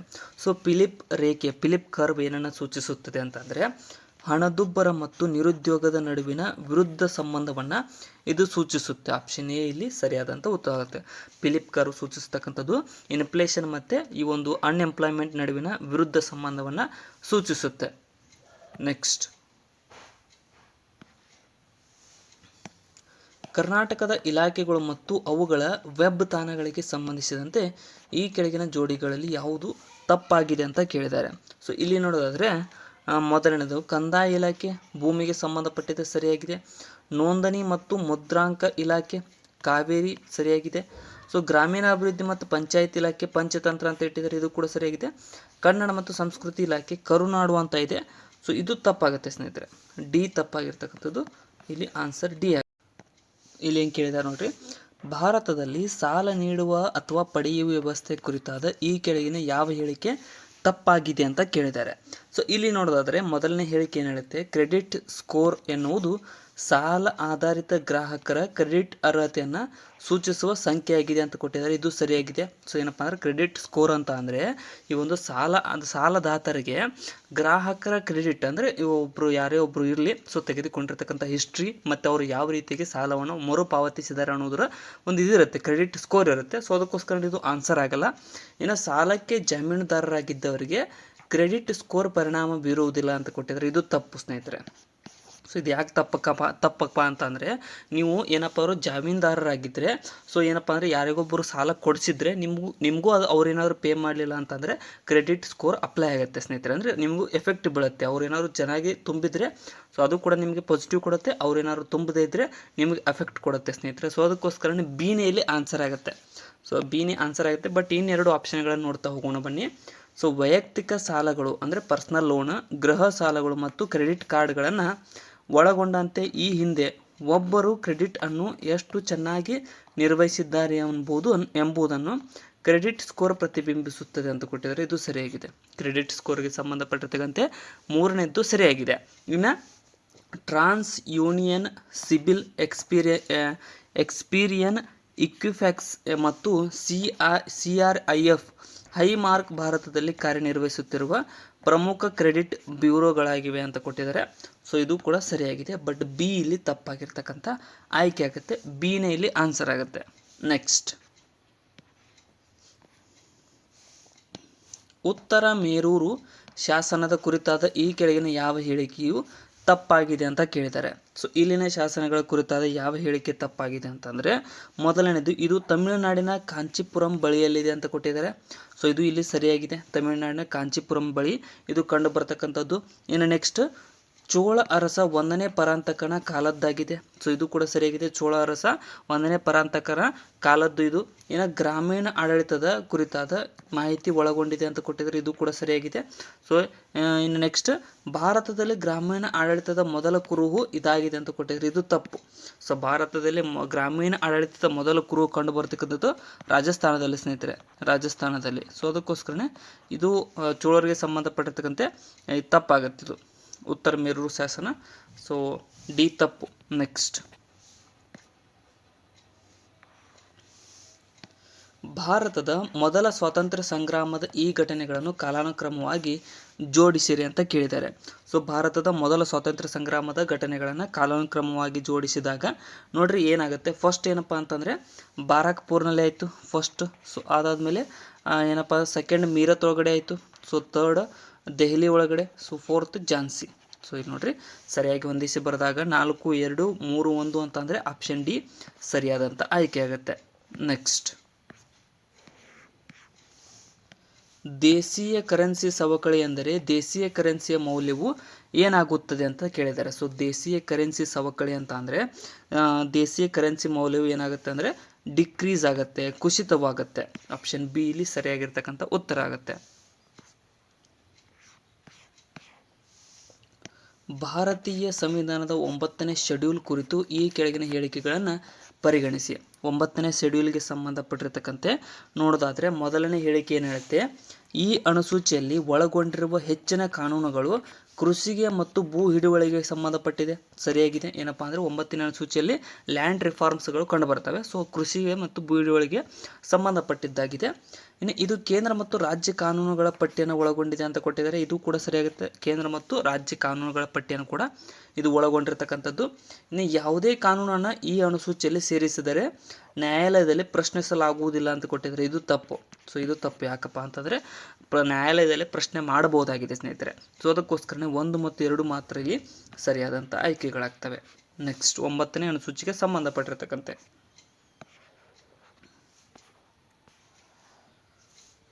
ಕೂಡಲ ಸಂಗಮಕ್ಕೆ ಸಂಬಂಧಿಸಿದಂತೆ ಈ ಕೆಳಗಿನ ಹೇಳಿಕೆಗಳನ್ನು ಗಮನಿಸಿರಿ. ಸೊ ಕೂಡಲ ಸಂಗಮಕ್ಕೆ ಸಂಬಂಧಪಟ್ಟಿರ್ತಕ್ಕಂತೆ ಮೊದಲನೇ ಹೇಳಿಕೆ ಏನು ಹೇಳುತ್ತೆ, ಇದು ಕೃಷ್ಣ ಮತ್ತು ಮಲಪ್ರಭಾ ನದಿಗಳ ಸಂಗಮ ತಾಣ. ಸರಿಯಾಗಿದೆ.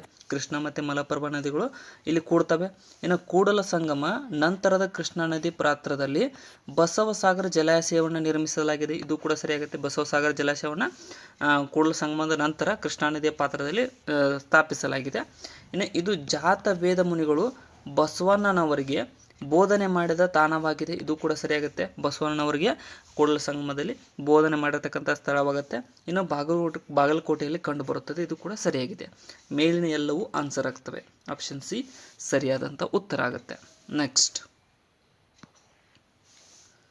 ಪರಮಾಣುವೊಂದರ ಕೇಂದ್ರವು ಇದನ್ನು ಹೊಂದಿರುತ್ತದೆ ಅಂತ ಕೇಳಿದ್ದಾರೆ.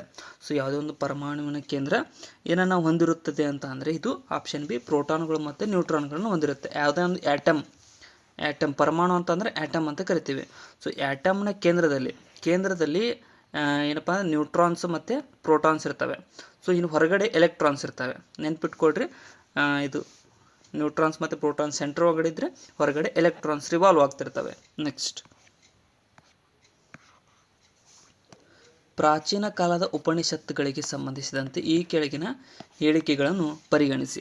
ಸೊ ಗಮನಿಸಿ ಅಂತ ಕೊಟ್ಟಿದ್ದಾರೆ. ಸೊ ಪ್ರಾಚೀನ ಕಾಲದ ಉಪನಿಷತ್ತುಗಳಿಗೆ ಸಂಬಂಧಪಟ್ಟಿರ್ತಕ್ಕಂತೆ ಉಪನಿಷತ್ತುಗಳು ಪುನರ್ಜನ್ಮದಲ್ಲಿ ನಂಬಿಕೆಯನ್ನು ಹೊಂದಿದ್ದವು. ಸರಿಯಾಗಿದೆ. ಉಪನಿಷತ್ತುಗಳು ಪೂರ್ವಜನ್ಮದ ಒಂದು ನಂಬಿಕೆಯನ್ನು ಹೊಂದಿದ್ದವು. ಇನ್ನು ಉಪನಿಷತ್ತುಗಳು ಪ್ರಮುಖವಾಗಿ ಮುಕ್ತಿ ಸಾಧನೆಗೆ ಪಶುಬಲಿ ಅಗತ್ಯವೆಂದು ಸಾರಿದ್ದು ತಪ್ಪು. ಸೊ ಪಶುಬಲಿ ಅಗತ್ಯ ಅಂತ ಎಲ್ಲಿ ಉಪನಿಷತ್ತುಗಳಲ್ಲಿ ಉಲ್ಲೇಖ ಇಲ್ಲ ಸ್ನೇಹಿತರೆ. ಸೊ 1ನೇದು ಮಾತ್ರ ಸರಿಯಾಗುತ್ತೆ. ಸೊ 1 ಮಾತ್ರ ಆನ್ಸರ್ ಆಗುತ್ತೆ ಇಲ್ಲಿ. ನೆಕ್ಸ್ಟ್, ಯಾವ ಪಂಚವಾರ್ಷಿಕ ಯೋಜನೆಯ ಅವಧಿಯಲ್ಲಿ ಗರೀಬಿ ಹಠಾವೋ ಕಾರ್ಯಕ್ರಮವನ್ನು ಪ್ರಾರಂಭಿಸಲಾಯಿತು ಅಂತ ಕೇಳಿದ್ದಾರೆ. ಸೊ ಗರೀಬಿ ಹಠಾವೋ ಕಾರ್ಯಕ್ರಮವನ್ನು ಯಾವಾಗ ಪ್ರಾರಂಭಿಸಲಾಯಿತು ಅಂತ ಅಂದರೆ ಇಲ್ಲಿ ಸರಿಯಾಗ್ತಕ್ಕಂಥದ್ದು ಆಪ್ಷನ್ ಡಿ 5ನೇ ಪಂಚವಾರ್ಷಿಕ ಯೋಜನೆಯಲ್ಲಿ ಪ್ರಾರಂಭಿಸಲಾಗಿರ್ತಕ್ಕಂಥದ್ದು. ಯಾವಾಗ 5ನೇ ಪಂಚವಾರ್ಷಿಕ ಯೋಜನೆ 1974ರಿಂದ 79. ಸೊ ಈ ಒಂದು ಪಂಚವಾರ್ಷಿಕ ಯೋಜನೆಯಲ್ಲಿ ಇಂದಿರಾ ಗಾಂಧಿರವರು ಗರೀಬಿ ಹಠಾವೋ ಕಾರ್ಯಕ್ರಮವನ್ನು ಪ್ರಾರಂಭಿಸಿದರು. ಭಾರತದಲ್ಲಿ ವಿವಿಧ ರಾಜ್ಯಗಳು ಹೊಂದಿರುವ ಕರಾವಳಿ ಪ್ರದೇಶದ ವಿಸ್ತೀರ್ಣದ ಆಧಾರದ ಮೇಲೆ ಕೆಳಗೆ ಕೊಟ್ಟಿರುವ ರಾಜ್ಯಗಳನ್ನು ಇಳಿಕೆ ಕ್ರಮದಲ್ಲಿ ಆಯ್ಕೆ ಮಾಡಿ ಅಂತ ಕೇಳಿದ್ದಾರೆ. ಸೊ ಇಲ್ಲಿ ನೋಡ್ರಿ, ಇನ್ನು ಕರಾವಳಿ ಪ್ರದೇಶದ ವಿಸ್ತೀರ್ಣಕ್ಕೆ ಸಂಬಂಧಪಟ್ಟಿರ್ತಕ್ಕಂತೆ ಇಲ್ಲಿ ನೋಡ್ರಿ ಗುಜರಾತ್ ಜಾಸ್ತಿ ಆಗುತ್ತೆ. ಸೊ ಆಂಧ್ರ ಪ್ರದೇಶ ಮತ್ತು ತಮಿಳುನಾಡು ಇದು ಸರಿಯಾದಂಥ ಹೊಂದಿಕೆ ಆಗುತ್ತೆ ಇಲ್ಲಿ. ನೆಕ್ಸ್ಟ್, ಟೋಟಲ್ 9 ರಾಜ್ಯಗಳು ಕರಾವಳಿಯನ್ನು ಹೊಂದಿದ್ದಾವೆ. ಸೊ ಅವುಗಳ ಲಿಸ್ಟ್ಗಳನ್ನು ಕೂಡ ನೋಡ್ಕೊಳ್ರಿ ಒಂದ್ಸಲ. ನೆಕ್ಸ್ಟ್, ಹಲವು ಉಪಯೋಗಗಳನ್ನು ಹೊಂದಿರುವ ದ್ರವ ರೂಪದ ಲೋಹ ಪಾದರಸ ಮರ್ಕ್ಯೂರಿ ಅಂತ ಕರಿತೀವಿ ಇಂಗ್ಲೀಷ್ ಒಳಗಡೆ. ಜಾಸ್ತಿ ಉಪಯೋಗ ಹೊಂದಿರತಕ್ಕಂಥದ್ದು ಅಂದರೆ ನಾರ್ಮಲ್ ಟೆಂಪ್ರೇಚರ್ನಲ್ಲಿ ಅದು ಲಿಕ್ವಿಡ್ ಆಗಿರುತ್ತೆ. ಸೊ ಕಬ್ಬಿಣದ ಮಡಿಕೆಗಳಲ್ಲಿ ಅಂದರೆ ಐರನ್ ಕಂಟೈನರ್ಗಳಲ್ಲಿ ಸಂಗ್ರಹಿಸಿಡಲು ಪ್ರಮುಖ ಕಾರಣವೇನು ಅಂತ ಕೇಳಿದ್ದಾರೆ. ಸೊ ಅದನ್ನು ಕಬ್ಬಿಣದ ಒಂದು ಇದ್ರೊಳಗಡೆ ಸಂಗ್ರಹಿಸಿಡ್ತಾರೆ. ಇದಕ್ಕೆ ಕಾರಣ ಏನು ಅಂತ ಕೇಳಿದ್ದಾರೆ. ಯಾಕಪ್ಪ ಅಂತಂದರೆ ಪಾದರಸವು ಕಬ್ಬಿಣದೊಂದಿಗೆ ವರ್ತಿಸಿ ಅಮಲ್ಗಮ್ ಆಗಿ ಪರಿವರ್ತನೆ ಆಗುವುದಿಲ್ಲ. ಸೊ ಅದಕ್ಕೋಸ್ಕರನೇ ಅದನ್ನು ಕಬ್ಬಿಣದ ಕಂಟೈನರ್ ಒಳಗಡೆ ಸ್ಟೋರ್ ಮಾಡಿ ಇಡ್ತಾರೆ. ಆಪ್ಷನ್ ಎ ಇಲ್ಲಿ ಸರಿಯಾದಂಥ ಉತ್ತರ ಆಗುತ್ತೆ. ಕಣ್ವಾ ಕದನದ ಪರಿಣಾಮಕ್ಕೆ ಸಂಬಂಧಿಸಿದಂತೆ ಸರಿ ಹೇಳಿಕೆಗಳನ್ನು ಗಮನಿಸಿ ಸಂಕೇತಗಳ ಸಹಾಯದಿಂದ ಉತ್ತರಿಸಿ ಅಂತ ಕೇಳಿದ್ದಾರೆ. ಸೊ ಕಣ್ವಾ ಕದನಕ್ಕೆ ಸಂಬಂಧಪಟ್ಟಿರ್ತಕ್ಕಂತೆ ಮೊದಲನೇದು, ಕಣ್ವಾ ಕದನದಿಂದ ರಜಪೂತರ ಶಕ್ತಿ ಕುಂದಿತು ಅಂತ ಕೊಟ್ಟಿದ್ದಾರೆ. ಸೊ ಏನಪ್ಪ ಅಂದರೆ ಇದು ಸರಿಯಾಗಿದೆ. ಸೊ ಏನಪ್ಪ ಅಂದರೆ ಇದು ಸರಿಯಾಗಿದೆ, ಹೌದು. ನೆಕ್ಸ್ಟ್, ಭಾರತದಲ್ಲಿ ಬಾಬರ್ನ ಸ್ಥಾನ ಇದು ಭದ್ರಪಡಿಸಿತು, ಇದು ಕೂಡ ಸರಿಯಾಗಿದೆ. ಕಣ್ವಾ ಕದನಕ್ಕೆ ಸಂಬಂಧಪಟ್ಟಿರ್ತಕ್ಕಂತೆ ಎರಡೂ ಸರಿಯಾಗ್ತವೆ, 1 ಮತ್ತು 2 ಇಲ್ಲಿ ಆನ್ಸರ್ ಆಗುತ್ತೆ. ನೆಕ್ಸ್ಟ್, ಪೈರೆಕ್ಸ್ ಗಾಜನ್ನು ಈ ಕೆಳಗಿನ ಯಾವ ಮಿಶ್ರಣದಿಂದ ತಯಾರಿಸಲಾಗುತ್ತದೆ ಅಂತ ಕೇಳಿದ್ದಾರೆ. ಸೊ ಪೈರೆಕ್ಸ್ ಗಾಜನ್ನು ಯಾವ ಮಿಶ್ರಣದಿಂದ ತಯಾರಿಸಲಾಗುತ್ತದೆ ಅಂತಂದರೆ ಆಪ್ಷನ್ ಏನು ನೋಡಿರಿ, ಡೈರೆಕ್ಟಾಗಿ ಆನ್ಸರ್ ಹೇಳ್ತೀನಿ. ಸಿಲಿಕಾ, ಸುಣ್ಣ, ಬೋರಾಕ್ಸ್, ಆಲ್ಕಲೇಟ್, ಕಾರ್ಬೋನೇಟ್ ಮಿಶ್ರಣದೊಂದಿಗೆ ಈ ಒಂದು ಪೈರೆಕ್ಸ್ ಗಾಜನ್ನು ತಯಾರಿಸಲಾಗುತ್ತದೆ. ನೆಕ್ಸ್ಟ್, ಕೃಷ್ಣದೇವರಾಯನಿಗೆ ಸಂಬಂಧಿಸಿದಂತೆ ಈ ಕೆಳಗಿನ ಯಾವ ಹೇಳಿಕೆ ಸರಿಯಾಗಿವೆ ಅಂತ ಕೇಳಿದ್ದಾರೆ. ಸೊ ಶ್ರೀಕೃಷ್ಣ ದೇವರಾಯನಿಗೆ ಸಂಬಂಧಪಟ್ಟಿರ್ತಕ್ಕಂತೆ ಮೊದಲನೇದ್ದು, ಕೃಷ್ಣದೇವರಾಯ ಹಜಾರರಾಮ ದೇವಾಲಯವನ್ನು ಕಟ್ಟಿಸಿದನು, ಇದು ಸರಿಯಾಗಿದೆ. ಹಜಾರರಾಮ ದೇವಾಲಯ ಕೃಷ್ಣ ದೇವರಾಯ ಕಟ್ಟಿಸಿದ. ಇನ್ನು ಅವನನ್ನು ಆಂಧ್ರ ಭೋಜ ಅಂತ ಕೂಡ ಕರೆಯಲಾಗುತ್ತಿತ್ತು, ಇದು ಕೂಡ ಸರಿಯಾಗಿದೆ. ಕೃಷ್ಣದೇವರಾಯನನ್ನು ಆಂಧ್ರ ಭೋಜ ಅಂತ ಕರೆಯಲಾಗುತ್ತಿತ್ತು. ಅವನು ತೆಲುಗು ಸಾಹಿತ್ಯದ ವಿದ್ವಾಂಸನಾಗಿದ್ದ. ಆಮುಕ್ತ ಮೌಲ್ಯದ ಕೃತಿಯನ್ನು ಕೂಡ ಬರೆದಿದ್ದಾನೆ, ಸೊ ಇದು ಕೂಡ ಸರಿಯಾಗುತ್ತೆ. ಇನ್ನು ಸತಿ ಸಹಗಮನ ಪದ್ಧತಿಯನ್ನು ನಿಷೇಧಿಸಿದ ಅಂತ ಕೊಟ್ಟಿದ್ದಾರೆ, ಇದು ತಪ್ಪು. ಸೊ ಈ ರೀತಿಯ ಕೆಲಸ ಏನು ಮಾಡಿರಲಿಲ್ಲ. ಸೊ 1, 2, 3 ಮಾತ್ರ ಇಲ್ಲಿ ಸರಿಯಾಗ್ತವೆ. ನೆಕ್ಸ್ಟ್, ಪಾತ್ರೆಯಲ್ಲಿರುವ ನೀರನ್ನು ಸುರಿದಾಗ ನೀರು ವೇಗವಾಗಿ ಹರಿಯುತ್ತದೆ, ಆದರೆ ಜೇನುತುಪ್ಪವನ್ನು ಸುರಿದಾಗ ನಿಧಾನವಾಗಿ ಹರಿಯಲು ಪ್ರಮುಖ ಕಾರಣವೇನು ಅಂತ ಕೇಳಿದ್ದಾರೆ. ಸೊ ಜೇನುತುಪ್ಪ ಗಟ್ಟಿಯಾಗಿರುತ್ತೆ ಅಂತ ಕನ್ನಡದಲ್ಲಿ ಹೇಳ್ಬೋದು, ಬಟ್ ಇಂಗ್ಲೀಷ್ ಒಳಗಡೆ ಅದಕ್ಕೆ ವಿಸ್ಕಾಸಿಟಿ ಅಂತ ಕರಿತೀವಿ. ವಿಸ್ಕಾಸಿಟಿ, ಸಂಲಗ್ನತೆ ಅಂತ ಕರಿತೀವಿ ಕನ್ನಡದಲ್ಲಿ. ಸೊ ವಿಸ್ಕಾಸಿಟಿ ಇದಕ್ಕೆ ಕಾರಣ ಆಗುತ್ತೆ. ನಿರ್ದಿಷ್ಟ ರಾಶಿಯ ಅನಿಲವು ಸ್ಥಿರ ಒತ್ತಡದಲ್ಲಿ ತಾಪ ಬದಲಾವಣೆಯಾದಂತೆ ಅದರ ಗಾತ್ರ ಏನಾಗುತ್ತದೆ ಅಂತ ಕೇಳಿದ್ದಾರೆ. ಸೊ ಅಂದರೆ ನಿರ್ದಿಷ್ಟ ಸೇಮ್ ಮಾಸ್ನಲ್ಲಿರ್ತಕ್ಕಂಥ ಅನಿಲ, ಸೊ ಒತ್ತಡದೊಳಗಡೆ ತಾಪ ಬದಲಾದರೆ ಅದು ಏನಾಗುತ್ತದೆ ಅಂತ ಅಂದರೆ ಗಾತ್ರದಲ್ಲಿ ಹೆಚ್ಚಳವಾಗುತ್ತದೆ. ಸೊ ತಾಪ ಜಾಸ್ತಿ ಆದಂತೂ ಗಾತ್ರದಲ್ಲಿ ಕೂಡ ಹೆಚ್ಚಿಗೆ ಆಗುತ್ತೆ. ಆಪ್ಷನ್ ಎ ಇಲ್ಲಿ ಸರಿಯಾದಂಥ ಉತ್ತರ ಆಗುತ್ತೆ. ಆಮ್ಲ ಮತ್ತು ಪ್ರತ್ಯಾಮ್ಲಗಳು ಪರಸ್ಪರ ವರ್ತಿಸಿ ಲವಣ ಮತ್ತು ನೀರನ್ನು ಉಂಟು ಮಾಡುವ ಕ್ರಿಯೆಯನ್ನು ಹೀಗೆ ಕರೆಯುತ್ತಾರೆ ಅಂತ ಕೇಳಿದ್ದಾರೆ. ಸೊ ಆಮ್ಲ ಮತ್ತು ಪ್ರತ್ಯಾಮ್ಲ, ಆ್ಯಸಿಡ್ ಮತ್ತು ಬೇಸನ್ನು ಪರಿವರ್ತಿಸಿ ಉಂಟು ಮಾಡ್ತಕ್ಕಂಥ ಲವಣ ಮತ್ತು ನೀರನ್ನು ಉಂಟು ಮಾಡುವ ಪ್ರಕ್ರಿಯೆಗೆ ಏನಂತ ಕರೀತಾರೆ ಅಂತ ಅಂದರೆ ಆಪ್ಷನ್ ಇಲ್ಲಿ ಆಪ್ಷನ್ ಬಿ, ತಟಸ್ಥೀಕರಣ, ನ್ಯೂಟ್ರಲೈಸೇಷನ್ ರಿಯಾಕ್ಷನ್ ಅಂತ ಕರಿತೀವಿ. ನ್ಯೂಟ್ರಲೈಸೇಷನ್ ರಿಯಾಕ್ಷನ್ ಅಂತ ಕರಿತೀವಿ. ನ್ಯೂಟ್ರಲ್ ಆಗುತ್ತವೆ, acid plus base is equal to neutral. Next, ಜಲಜನಕದ ಭೌತ ಗುಣಲಕ್ಷಣಗಳಿಗೆ ಸಂಬಂಧಿಸಿದಂತೆ ಈ ಕೆಳಗಿನ ಯಾವುದು ತಪ್ಪಾಗಿದೆ ಎಂಬುದನ್ನು ಗುರುತಿಸಿರಿ ಅಂತ ಕೇಳಿದ್ದಾರೆ. ಸೊ ಹೈಡ್ರೋಜನ್ನ ಭೌತ ಗುಣಲಕ್ಷಣಗಳಿಗೆ ಸಂಬಂಧಪಟ್ಟಿರ್ತಕ್ಕಂತೆ ನೋಡೋದಾದರೆ ಜಲಜನಕವು ಬಣ್ಣ ವಾಸನೆ ಇಲ್ಲದ ದ್ರವ್ಯವಾಗಿದೆ ಅನ್ನೋದು ತಪ್ಪಾಗಿದೆ. ಸೊ ಏನಪ್ಪ ಅಂದರೆ ಜಲಜನಕ್ಕೆ ಬಣ್ಣ ಇದೆ, ಸೊ ವಾಸನೆ ಇದೆ, ಮತ್ತು ಇದು ದ್ರವ ಅನ್ನೋದು ಕೂಡ ತಪ್ಪು. ದ್ರವವಾಗಿದೆ, ಬಟ್ ಏನಪ್ಪ ಅಂದರೆ ಬಣ್ಣ ಮತ್ತು ಇದು ಇಲ್ಲ, ವಾಸನೆ ಇಲ್ಲ ಅಂತ ಕೊಟ್ಟಿದ್ದಾರೆ, ಇದು ತಪ್ಪಾಗುತ್ತೆ. ಜಲಜನಕವು ನೀರಿನಲ್ಲಿ ಕರಗುವುದಿಲ್ಲ ಅಂತ ಕೊಟ್ಟಿದ್ದಾರೆ. ಸೊ ಏನಪ್ಪ ಅಂದರೆ ಜಲಜನಕ ಇದು ಸರಿಯಾಗಿದೆ. ಜಲಜನಕವು ಗಾಳಿಗಿಂತಲೂ ಹಗುರವಾದ ಅನಿಲವಾಗಿದೆ. ಸೊ ಇದು ಕೂಡ ಸರಿಯಾಗಿದೆ, ಗಾಳಿಗಿಂತ ಹಗುರವಾಗಿರುತ್ತೆ. ಇನ್ನು ಜಲಜನಕದ ಸಂಯೋಗ ಸಾಮರ್ಥ್ಯವು 1 ಅಂತ ಕೊಟ್ಟಿದ್ದಾರೆ, ಇದು ಕೂಡ ಸರಿಯಾಗುತ್ತೆ. ಸೊ 1ನೇದು ಮಾತ್ರ ಇಲ್ಲಿ ಆನ್ಸರ್ ತಪ್ಪಾಗಿದೆ. ದೆಹಲಿ ಸುಲ್ತಾನರ ಕಾಲದಲ್ಲಿ ಭೂಮಿಯನ್ನು 4 ವಿವಿಧ ಭೂಮಿಗಳಾಗಿ ವಿಂಗಡಿಸಲಾಗಿದ್ದು ಅದರಲ್ಲಿ ಇಲ್ಲ ಎಂದು ಕರೆಯುತ್ತಿದ್ದ ಭೂಮಿಯು ಪ್ರಮುಖವಾಗಿ ಡ್ಯಾಶ್ ಅಂತ ಕೇಳಿದ್ದಾರೆ. ಸೊ ಇಲ್ಲ ಅನ್ನುವ ಒಂದು ಕರೀತಿದ್ದಂಥ ಭೂಮಿ ಏನಪ್ಪ ಅಂತಂದ್ರೆ ಇದೊಂದು ಸೇನಾಧಿಕಾರಿಗಳ ಒಡೆತನದಲ್ಲಿದ್ದ ಜಹಗೀರು ಭೂಮಿಯನ್ನು ಇಲ್ಲ ಅಂತ ಕರೀತಿದ್ರು. ಸೊ ಆಪ್ಷನ್ ಸಿ ಇಲ್ಲಿ ಸರಿಯಾಗಿರ್ತಕ್ಕಂಥ ಉತ್ತರ ಆಗುತ್ತೆ, ದೆಹಲಿ ಸುಲ್ತಾನರ ಕಾಲಕ್ಕೆ ಸಂಬಂಧಪಟ್ಟಿರ್ತಕ್ಕಂತೆ. ಆರ್ಥಿಕ ಚಟುವಟಿಕೆಗಳು ಸಂಪೂರ್ಣ ಕುಸಿತಗೊಂಡಿದ್ದು ಉದ್ಯಮಗಳ ನಷ್ಟ, ಹೂಡಿಕೆಯ ಬಗ್ಗೆ ನಿರಾಶಾಭಾವನೆ ಇರುತ್ತದೆ. ಇಂತಹ ಸಂದರ್ಭದಲ್ಲಿ ಸೃಷ್ಟಿಯಾದ ನಿರುದ್ಯೋಗ ಯಾವುದು ಅಂತ ಕೇಳಿದ್ದಾರೆ. ಸೊ ಏನಪ್ಪ ಅಂದರೆ ಆರ್ಥಿಕ ಚಟುವಟಿಕೆಗಳು ಕುಸಿತ ಆಗಿರ್ತವೆ, ಉದ್ಯಮ ನಷ್ಟ ಆಗಿರುತ್ತೆ, ಹೂಡಿಕೆಯ ಬಗ್ಗೆ ಅಂದರೆ ಜಾಸ್ತಿ ಯಾರು ಹೂಡಿಕೆ ಕೂಡ ಮಾಡೋಂಗಿಲ್ಲ. ಇಂಥ ಟೈಮ್ ಒಳಗಡೆ ಆದಂತಹ ನಿರುದ್ಯೋಗಕ್ಕೆ ಏನಂತ ಕರೀತಾರೆ ಅಂದರೆ ಚಕ್ರೀಯ ನಿರುದ್ಯೋಗ ಅಂತ ಕರಿತೀವಿ, ಸೈಕ್ಲಿಕಲ್ ಅನ್ಎಂಪ್ಲಾಯ್ಮೆಂಟ್ ಅಂತ ಕರಿತೀವಿ. ಆಪ್ಷನ್ ಬಿ ಇಲ್ಲಿ ಸರಿಯಾದಂಥ ಉತ್ತರ ಆಗುತ್ತೆ. ಈ ಕೆಳಗಿನ ಹೇಳಿಕೆಗಳನ್ನು ಗಮನಿಸಿ ಸಂಕೇತಗಳ ಸಹಾಯದಿಂದ ಉತ್ತರಿಸಿ ಅಂತ ಕೇಳಿದ್ದಾರೆ. ಸೊ ಇಲ್ಲಿ ನೋಡೋದಾದ್ರೆ ಮೊದಲನೇದು, ಮಂಜಿನ ಮೂಲಕ ವಸ್ತುಗಳನ್ನು ನೋಡುವುದರಿಂದ ನಮಗೆ ಏನೂ ಸರಿಯಾಗಿ ಕಾಣುವುದಿಲ್ಲ. ಸರಿಯಾಗಿದೆ. ಸೊ ಏನಪ್ಪ ಅಂದರೆ ನಮಗೆ ಕ್ಲಿಯರಾಗಿ ಕಾಣಂಗಿಲ್ಲ. ಮಾರ್ನಿಂಗ್ ನೋಡ್ಬೋದು. ಸೊ ಮಂಜು ಬಿದ್ದಾಗ ದೂರದವರೆಗೂ ಕಾಣಿಸಂಗಿಲ್ಲ. ಇನ್ನು ಕಾರಣ ಮಂಜು ಬೆಳಕನ್ನು ಹೀರಿಕೊಳ್ಳುತ್ತದೆ. ಇದು ಕೂಡ ಸರಿಯಾಗಿದೆ. ಯಾಕಪ್ಪ ಅಂತಾರೆ ಬೆಳಕನ್ನು ಚದುರಿಸಂಗಿಲ್ಲ, ಮಂಜು ಹೀರ್ಕೊಳ್ಳುತ್ತೆ. ಸೊ ಅದಕ್ಕೋಸ್ಕರನೇ ಮಂಜು ಬೆಳಕನ್ನು ಚದುರಿಸುತ್ತದೆ ಅಂತ ಕೊಟ್ಟಿದ್ರೆ ಇದು ತಪ್ಪು. ಸೊ ಚದುರಿಸಂಗಿಲ್ಲ, ಹೀರ್ಕೊಳ್ಳುತ್ತೆ. ಸೊ 1 ಮತ್ತು 2 ಮಾತ್ರ ಇಲ್ಲಿ ಸರಿಯಾದಂಥ ಆಯ್ಕೆಗಳಾಗ್ತವೆ. ನೆಕ್ಸ್ಟ್, ಸೋನಾರ್ಗೆ ಸಂಬಂಧಿಸಿದಂತೆ ಈ ಕೆಳಗಿನ ಯಾವ ಹೇಳಿಕೆಗಳು ಸರಿಯಾಗಿವೆ ಅಂತ ಕೇಳಿದ್ದಾರೆ. ಸೊ ಸೋನಾರ್ಗೆ ಸಂಬಂಧಪಟ್ಟಿರ್ತಕ್ಕಂತೆ ಮೊದಲನೇ ಹೇಳಿಕೆ ಏನು ಹೇಳುತ್ತೆ, ವಿಮಾನಗಳ ಹಾರಾಟವನ್ನು ಇವುಗಳಿಂದ ಪತ್ತೆ ಮಾಡಬಹುದು. ಇದು ತಪ್ಪು. ಸೊ ಸೋನಾರ್ ಅಂತ ಅಂದರೆ ಈ ಒಂದು ಶಬ್ದದ ಇದ್ರ ಮೇಲೆ ಹೋಗುತ್ತೆ. ಅದು ಸೌಂಡ್ ವೇವ್ಸ್ ಅಂತ ಕರಿತೀವಿ. ಸೊ ಸೌಂಡ್ ವೇವ್ಸ್ ಏನಪ್ಪ ಅಂದರೆ ವಿಮಾನ ದೂರದಲ್ಲಿರುತ್ತೆ, ಅದನ್ನು ಕಂಡುಹಿಡಿಯಂಗಿಲ್ಲ. ಇನ್ನು ಸಮುದ್ರದ ಆಳವನ್ನು ಇದರಿಂದ ತಿಳಿಯಬಹುದು. ಸರಿಯಾಗಿದೆ. ಸೊ ಸಮುದ್ರದ ಆಳವನ್ನು ಇದರಿಂದ ತಿಳಿಯಬಹುದಾಗಿದೆ. ಸೊ ಸೋನಾರ್ ಸೌಂಡ್ ವೇವ್ಸ್ ಮೂಲಕ. ಇವುಗಳಲ್ಲಿ ಶ್ರವಣಾತೀತ ತರಂಗಗಳನ್ನು ಬಳಸುತ್ತಾರೆ ಅಂತ ಕೊಟ್ಟಿದ್ದಾರೆ. ಸೊ ಇದು ಕೂಡ ಸರಿಯಾಗಿದೆ ಸ್ನೇಹಿತರೆ. ಸೊ 2 ಮತ್ತು 3 ಮಾತ್ರ ಇಲ್ಲಿ ಸರಿಯಾದಂಥ ಆಯ್ಕೆಗಳಾಗ್ತವೆ. ಆಪ್ಷನ್ ಬಿ ಉತ್ತರ ಆಗುತ್ತೆ. ನೆಕ್ಸ್ಟ್, ಅಕ್ಬರ್ನು ದಿನ್ ಇ ಇಲಾಯಿ ಧರ್ಮ ಸ್ಥಾಪನೆಗೆ ಸೂಫಿ ಮತ್ತು ಭಕ್ತಿ ಸಂತರ ಯಾವ ತತ್ವದ ಪ್ರೇರಣೆಯಾಯಿತು ಅಂತ ಕೇಳಿದ್ದಾರೆ. ಸೊ ಅಕ್ಬರ್ ದಿನ್ ಇ ಇಲಾಯಿ ಧರ್ಮ ಸ್ಥಾಪನೆ ಮಾಡಿದ. ಸೊ ಸೂಫಿ ಮತ್ತು ಭಕ್ತಿ ಸಂತರ ಯಾವ ತತ್ವ ಇದಕ್ಕೆ ಪ್ರೇರಣೆ ಆಯಿತು ಅಂತ ಅಂದರೆ ಇದು ಎಲ್ಲ ಧರ್ಮಗಳ ಐಕ್ಯತೆ ತತ್ವ ಅವನಿಗೆ ಪ್ರೇರಣೆ ಆಯಿತು. ಆಪ್ಷನ್ ಬಿ ಇಲ್ಲಿ ಸರಿಯಾಗಿರ್ತಕ್ಕಂಥ ಉತ್ತರ. ಅಂದರೆ ಎಲ್ಲ ಧರ್ಮಗಳ ಐಕ್ಯತೆ ತತ್ವ ಅಂದರೆ ಅಷ್ಟು ಧರ್ಮಗಳನ್ನು ಕೂಡಿಸಿ ಒಂದೇ ಧರ್ಮ ಮಾಡಬೇಕು ಅನ್ನೋದು ಅವನ ಆಶೆಯಾಗಿತ್ತು, ಉದ್ದೇಶವಾಗಿತ್ತು.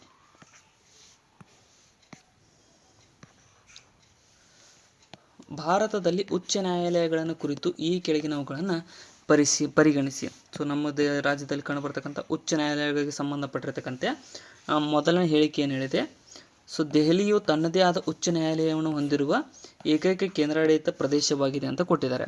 ಸೊ ಇದು ಏನಪ್ಪ ಅಂದರೆ ಇದು ಸರಿಯಾಗಿದೆ. ಸೊ ಅದರದ್ದೇ ಉಚ್ಚ ನ್ಯಾಯಾಲಯ ಹೊಂದಿರತಕ್ಕಂಥ ಏಕೈಕ ಕೇಂದ್ರಾಡಳಿತ ಪ್ರದೇಶ ಅಂತ ಅಂದರೆ ಅದು ದೆಹಲಿ ಆಗಿದೆ. ಇನ್ನು ಒಕ್ಕೂಟದ ಯಾವುದೇ ಪ್ರದೇಶಕ್ಕೆ ಉಚ್ಚ ನ್ಯಾಯಾಲಯದ ಅಧಿಕಾರ ವ್ಯಾಪ್ತಿಯನ್ನು ವಿಸ್ತರಿಸುವ ಅಧಿಕಾರವನ್ನು ಸಂಸತ್ತು ಹೊಂದಿದೆ ಅಂತ ಕೊಟ್ಟಿದ್ದಾರೆ. ಸೊ ಇದು ಕೂಡ ಸರಿಯಾಗುತ್ತೆ. ಸೊ ಸಂಸತ್ತಿಗೆ ಈ ಅಧಿಕಾರ ಇದೆ. ಸೊ ಅಂದರೆ ಯಾವುದೇ ಒಂದು ನ್ಯಾಯಾಲಯದ ವ್ಯಾಪ್ತಿಯನ್ನು ಹೆಚ್ಚಿಗೆ ಕೂಡ ಮಾಡಬಹುದು, ಕಡಿಮೆ ಕೂಡ ಮಾಡಬಹುದು. ಇದು ಆಯ್ಕೆ ಸಂಸತ್ತಿಗೆ ನೀಡಲಾಗಿದೆ. ಸೊ ಇದು ಸರಿಯಾಗುತ್ತೆ. ಇನ್ನು ಸಂವಿಧಾನವು ಉಚ್ಚ ನ್ಯಾಯಾಲಯದ ಸಾಮರ್ಥ್ಯವನ್ನು ನಿರ್ದಿಷ್ಟಪಡಿಸಿದೆ ಅಂತ ಕೊಟ್ಟಿದ್ದಾರೆ. ಇದು ತಪ್ಪು. ಸೊ ಏನಪ್ಪ ಅಂದರೆ ಸಂವಿಧಾನ ಉಚ್ಚ ನ್ಯಾಯಾಲಯದ ಸಾಮರ್ಥ್ಯವನ್ನು ನಿರ್ದಿಷ್ಟಪಡಿಸಿಲ್ಲ ಸ್ನೇಹಿತರೆ. ಸೊ 1 ಮತ್ತು 2 ಮಾತ್ರ ಆಯ್ಕೆಗಳು ಸರಿಯಾಗ್ತವೆ. ಆಪ್ಷನ್ ಎ ಇಲ್ಲಿ ಸರಿಯಾದಂಥ ಉತ್ತರ ಆಗುತ್ತೆ. ನೆಕ್ಸ್ಟ್,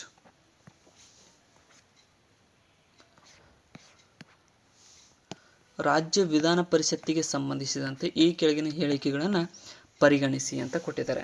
ಸೊ ರಾಜ್ಯ ವಿಧಾನ ಪರಿಷತ್ತಿಗೆ ಸಂಬಂಧಪಟ್ಟಿರ್ತಕ್ಕಂತೆ ಇದು ಶಾಶ್ವತ ಸಾಧನವಾಗಿದೆ ಮತ್ತು ವಿಸರ್ಜಿಸಲಾಗುವುದಿಲ್ಲ ಅಂತ ಕೊಟ್ಟಿದ್ದಾರೆ. ಸೊ ಇದು ಸರಿಯಾಗಿದೆ. ಸೊ ಇದೊಂದು ಶಾಶ್ವತ ಸಾಧನ ಮತ್ತು ಇದನ್ನು ವಿಸರ್ಜಿಸೋಕ್ಕೆ ಬರೋಂಗಿಲ್ಲ. ಇನ್ನು ನೆಕ್ಸ್ಟ್ 2ನೇದ್ದು, 3/1 ಸದಸ್ಯರು ರಾಜ್ಯಪಾಲರಿಂದ ನಾಮಕರಣಗೊಳ್ಳುತ್ತಾರೆ. ಇದು ತಪ್ಪು. ಸೊ ರಾಜ್ಯಪಾಲರಿಂದ 3/1 ನಾಮಕರಣ ಆಗಂಗಿಲ್ಲ. ಇನ್ನು ಇದು ರಾಜ್ಯಸಭೆ ಸದಸ್ಯರ ಚುನಾವಣೆಯಲ್ಲಿ ಯಾವುದೇ ಪಾತ್ರವನ್ನು ವಹಿಸುವುದಿಲ್ಲ ಅಂತ ಕೊಟ್ಟಿದ್ದಾರೆ. ಇದು ಸರಿಯಾಗಿದೆ. ರಾಜ್ಯಸಭೆ ಚುನಾವಣಾ ಸದಸ್ಯರಲ್ಲಿ ಸೊ ಯಾವುದೇ ಪಾತ್ರವನ್ನು ಇದು ವಹಿಸಂಗಿಲ್ಲ. ಸೊ 1 ಮತ್ತು 3 ಮಾತ್ರ ಇಲ್ಲಿ ಸರಿಯಾದಂಥ ಆಯ್ಕೆಗಳಾಗ್ತವೆ. ನೆಕ್ಸ್ಟ್, ಈ ಕೆಳಗಿನ ಯಾವ ಕ್ಯಾಬಿನೆಟ್ ಸಮಿತಿಗಳಿಗೆ ಪ್ರಧಾನಮಂತ್ರಿಯವರು ಅಧ್ಯಕ್ಷರಾಗಿರುತ್ತಾರೆ ಅಂತ ಕೇಳಿದ್ದಾರೆ. ಸೊ ಯಾವ ಕ್ಯಾಬಿನೆಟ್ ಸಮಿತಿಗೆ ಪ್ರಧಾನಮಂತ್ರಿಯವರು ಅಧ್ಯಕ್ಷರಾಗಿರ್ತಾರೆ ಅಂತ ಅಂದರೆ ಇಲ್ಲಿ ಸರಿಯಾಗ್ತಕ್ಕಂಥದ್ದು ಆಪ್ಷನ್ ನೋಡಿರಿ, ಆಪ್ಷನ್ ಸಿ ಸರಿಯಾಗಿದೆ. ಏನಪ್ಪ ಅಂತಂದರೆ ರಾಜಕೀಯ ವ್ಯವಹಾರಗಳ ಸಮಿತಿಗೆ ಅಧ್ಯಕ್ಷರಾಗಿರ್ತಾರೆ. ಇನ್ನು ಸಂಸದೀಯ ವ್ಯವಹಾರಗಳ ಸಮಿತಿಗೆ ಆಗಿರಂಗಿಲ್ಲ. ಸೊ ನೇಮಕಾತಿ ಸಮಿತಿಗೆ ಅಧ್ಯಕ್ಷರಾಗಿರ್ತಾರೆ. ಆರ್ಥಿಕ ವ್ಯವಹಾರಗಳ ಸಮಿತಿ ಕೂಡ ಅಧ್ಯಕ್ಷರಾಗಿರ್ತಾರೆ. ಸೊ ಅದಕ್ಕೋಸ್ಕರನೇ ಆಪ್ಷನ್ ಸಿ 1, 3 ಮತ್ತು 4 ಸರಿಯಾದಂಥ ಆಯ್ಕೆಗಳಾಗ್ತವೆ. ನೆಕ್ಸ್ಟ್, ಈ ಕೆಳಗಿನ ಯಾವ ವಿವಾದಗಳನ್ನು ಸುಪ್ರೀಂ ಕೋರ್ಟ್ ಮೂಲ ಅಧಿಕಾರ ವ್ಯಾಪ್ತಿಯಲ್ಲಿ ಪರಿಗಣಿಸಬಹುದು ಅಂತ ಕೇಳಿದ್ದಾರೆ. ಸೊ ಸುಪ್ರೀಂ ಕೋರ್ಟ್ನ ಮೂಲ ಅಧಿಕಾರ ವ್ಯಾಪ್ತಿಯಲ್ಲಿ ಯಾವ ವಿವಾದವನ್ನು ಪರಿಗಣಿಸಬಹುದು ಅಂತ ಅಂದರೆ ಅಂತಾರಾಜ್ಯ ಜಲ ವಿವಾದ ಇದು ಬರೋಂಗಿಲ್ಲ ಸುಪ್ರೀಂ ಕೋರ್ಟ್ ಮೂಲ ವ್ಯಾಪ್ತಿಯಲ್ಲಿ. ಇನ್ನು ಹಣಕಾಸು ಆಯೋಗದ ಕುರಿತಾದ ವಿಷಯಗಳು ಇದು ಕೂಡ ಬರೋಂಗಿಲ್ಲ ಅವ್ರ ವ್ಯಾಪ್ತಿಯಲ್ಲಿ. ಇನ್ನು ಕೇಂದ್ರ ಮತ್ತು ರಾಜ್ಯಗಳ ನಡುವಿನ ವಾಣಿಜ್ಯ ಸ್ವರೂಪದ ಸಾಮಾನ್ಯ ವಿವಾದ ಇದು ಕೂಡ ಅವ್ರಿಗೆ ಬರೋಂಗಿಲ್ಲ. ಇನ್ನು ಕೇಂದ್ರದ ವಿರುದ್ಧ ರಾಜ್ಯದಿಂದ ಹಾನಿಯ ವಸೂಲಾತಿ ಇದು ಕೂಡ ಅವ್ರಿಗೆ ಬರೋಂಗಿಲ್ಲ. ಸೊ ಅದಕ್ಕೋಸ್ಕರನೇ 4 ತಪ್ಪಾಗ್ತವೆ. ಆಪ್ಷನ್ ಡಿ ಮೇಲಿನ ಯಾವುದು ಅಲ್ಲ ಅನ್ನೋದು ಆನ್ಸರ್ ಆಗುತ್ತೆ ಇಲ್ಲಿ. ನೆಕ್ಸ್ಟ್, ಸಂಸತ್ತಿನ ಜಂಟಿ ಅಧಿವೇಶನದ ಕುರಿತು ಈ ಕೆಳಗಿನ ಯಾವ ಹೇಳಿಕೆಗಳು ಸರಿಯಾಗಿವೆ ಅಂತ ಕೇಳಿದ್ದಾರೆ. ಸೊ ಜಂಟಿ ಅಧಿವೇಶನ 108ನೇ ವಿಧಿಗೆ ಸಂಬಂಧಪಟ್ಟಿರ್ತಕ್ಕಂತೆ ಸರಿಯಾಗಿರ್ತಕ್ಕಂಥದ್ದು ಯಾವುದಪ್ಪ ಅಂತಂದರೆ, ಸ್ಪೀಕರ್ ಮತ್ತು ಡೆಪ್ಯೂಟಿ ಸ್ಪೀಕರ್ ಜಂಟಿ ಸಭೆಗೆ ಗೈರು ಹಾಜರಾಗಿದ್ದರೆ ಅಂದರೆ ಅವರು ಅಟೆಂಡ್ ಆಗಿರಲಿಲ್ಲ ಅಂತಂದರೆ ರಾಜ್ಯಸಭೆಯ ಉಪಾಧ್ಯಕ್ಷರು ಅಧ್ಯಕ್ಷತೆಯನ್ನು ವಹಿಸುತ್ತಾರೆ ಅಂತ ಕೊಟ್ಟಿದ್ದಾರೆ. ಇದು ಸರಿಯಾಗಿದೆ. ಸೊ ರಾಜ್ಯಸಭೆಯ ಉಪಾಧ್ಯಕ್ಷರು ಇದರ ಅಧ್ಯಕ್ಷತೆಯನ್ನು ವಹಿಸುವ ಅಧಿಕಾರವನ್ನು ಹೊಂದಿದ್ದಾರೆ. ಸೊ ಡಿ ಇಲ್ಲಿ ಆನ್ಸರ್ ಆಗುತ್ತೆ. ನೆಕ್ಸ್ಟ್,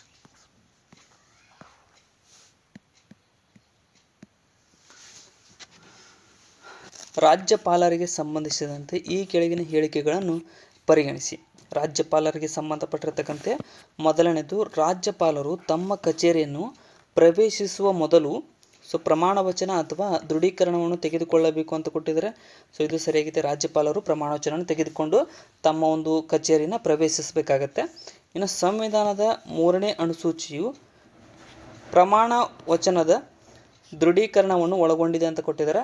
ಸೊ ಇದು ಕೂಡ ಸರಿಯಾಗಿದೆ. 3ನೇ ಅನುಸೂಚಿಯಲ್ಲಿ ಪ್ರಮಾಣ ವಚನದ ದೃಢೀಕರಣವನ್ನು ನೀಡಲಾಗಿದೆ. ಇನ್ನು ರಾಜ್ಯಪಾಲರಿಗೆ ಪ್ರಮಾಣ ವಚನವನ್ನು ಸಂಬಂಧಪಟ್ಟ ರಾಜ್ಯ ಮತ್ತು ಉಚ್ಚ ನ್ಯಾಯಾಲಯದ ಮುಖ್ಯ ನ್ಯಾಯಾಧೀಶರು ಬೋಧಿಸುತ್ತಾರೆ ಅಂತ ಕೊಟ್ಟಿದ್ದಾರೆ. ಸೊ ಇದು ಕೂಡ ಸರಿಯಾಗಿದೆ. 3 ಹೇಳಿಕೆಗಳು ಸರಿಯಾಗ್ತವೆ ರಾಜ್ಯಪಾಲರಿಗೆ ಸಂಬಂಧಪಟ್ಟಿರ್ತಕ್ಕಂತೆ. ನೆಕ್ಸ್ಟ್, ರಾಜ್ಯಪಾಲರ ವಿಟೋ ಅಧಿಕಾರಕ್ಕೆ ಸಂಬಂಧಿಸಿದಂತೆ ಈ ಕೆಳಗಿನ ಹೇಳಿಕೆಗಳನ್ನು ಪರಿಗಣಿಸಿ. ರಾಜ್ಯಪಾಲರ ವಿಟೋ ಅಧಿಕಾರಕ್ಕೆ ಸಂಬಂಧಪಟ್ಟಿರ್ತಕ್ಕಂತೆ ಮೊದಲನೇದೇನು ಹೇಳುತ್ತೆ, ಅವರು ರಾಷ್ಟ್ರಪತಿಗಳ ಪರಿಗಣನೆಗೆ ಧನ ಮಸೂದೆಯನ್ನು ಕಾಯ್ದಿರಿಸಲು ಸಾಧ್ಯವಿಲ್ಲ ಅಂತ ಕೊಟ್ಟಿದ್ದಾರೆ. ಸೊ ಇದು ತಪ್ಪಾಗುತ್ತೆ. ರಾಷ್ಟ್ರಪತಿಗಳ ಪರಿಗಣನೆಗೆ ಧನ ಮಸೂದೆಯನ್ನು ಕಾಯ್ದಿರಿಸಬಹುದಾಗಿದೆ. ಸೊ ಅದಕ್ಕೋಸ್ಕರ 1ನೇ ತಪ್ಪಾಗುತ್ತೆ.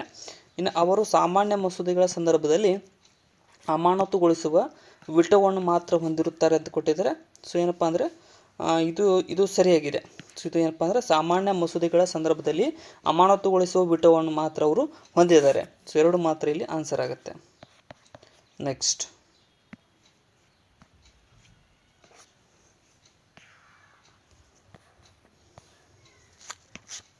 ಮಂತ್ರಿಗಳ ಮಂಡಳಿಯನ್ನು ಉಲ್ಲೇಖಿಸಿ ಈ ಕೆಳಗಿನ ಹೇಳಿಕೆಗಳನ್ನು ಪರಿಗಣಿಸಿ. ಸೊ ಮಂತ್ರಿಗಳ ಮಂಡಳಿಗಳನ್ನು ಉಲ್ಲೇಖಿಸಿ ಈ ಕೆಳಗಿನ ಹೇಳಿಕೆಗಳನ್ನು ನೋಡಿದಾಗ ಮೊದಲನೇದ್ದು, ರಾಷ್ಟ್ರಪತಿಗಳ ಶಿಫಾರಸಿನ ಮೇಲೆ ಮಂತ್ರಿಮಂಡಲ ಮರುಪರಿಶೀಲಿಸಿದ ನೆರವು ಮತ್ತು ಸಲಹೆಯು ಅಧ್ಯಕ್ಷರ ಮೇಲೆ ಬದ್ಧವಾಗಿರುತ್ತದೆ. ಇದು ಸರಿಯಾಗಿದೆ. ಏನಪ್ಪ ಅಂದರೆ ಮಂತ್ರಿಗಳ ಮಂಡಳಿಗೆ ಸಂಬಂಧಪಟ್ಟಿರ್ತಕ್ಕಂತೆ ಸಂವಿಧಾನದ ಪ್ರಕಾರ ಮಂತ್ರಿಮಂಡಲವು ರಾಷ್ಟ್ರಪತಿಗಳಿಗೆ ನೀಡಿದ ಸಲಹೆಯನ್ನು ಯಾವುದೇ ನ್ಯಾಯಾಲಯದಲ್ಲಿ ವಿಚಾರಣೆಗೊಳಿಸಲಾಗುವುದಿಲ್ಲ ಅಂತ ಕೊಟ್ಟಿದ್ದಾರೆ. ಸೊ ಇದು ಕೂಡ ಸರಿಯಾಗಿದೆ. ಇನ್ನು ಮಂತ್ರಿಮಂಡಲವು ಸಾಮೂಹಿಕವಾಗಿ ಸಂಸತ್ತಿಗೆ ಜವಾಬ್ದಾರರಾಗಿರುತ್ತದೆ ಎಂದು ಕೊಟ್ಟಿದ್ದಾರೆ. ಇದು ತಪ್ಪು ಸ್ನೇಹಿತರೆ. ಸೊ 3ನೇ ತಪ್ಪಾಗುತ್ತೆ. 1 ಮತ್ತು 2 ಮಾತ್ರ ಇಲ್ಲಿ ಆಯ್ಕೆಗಳು ಸರಿಯಾಗ್ತವೆ.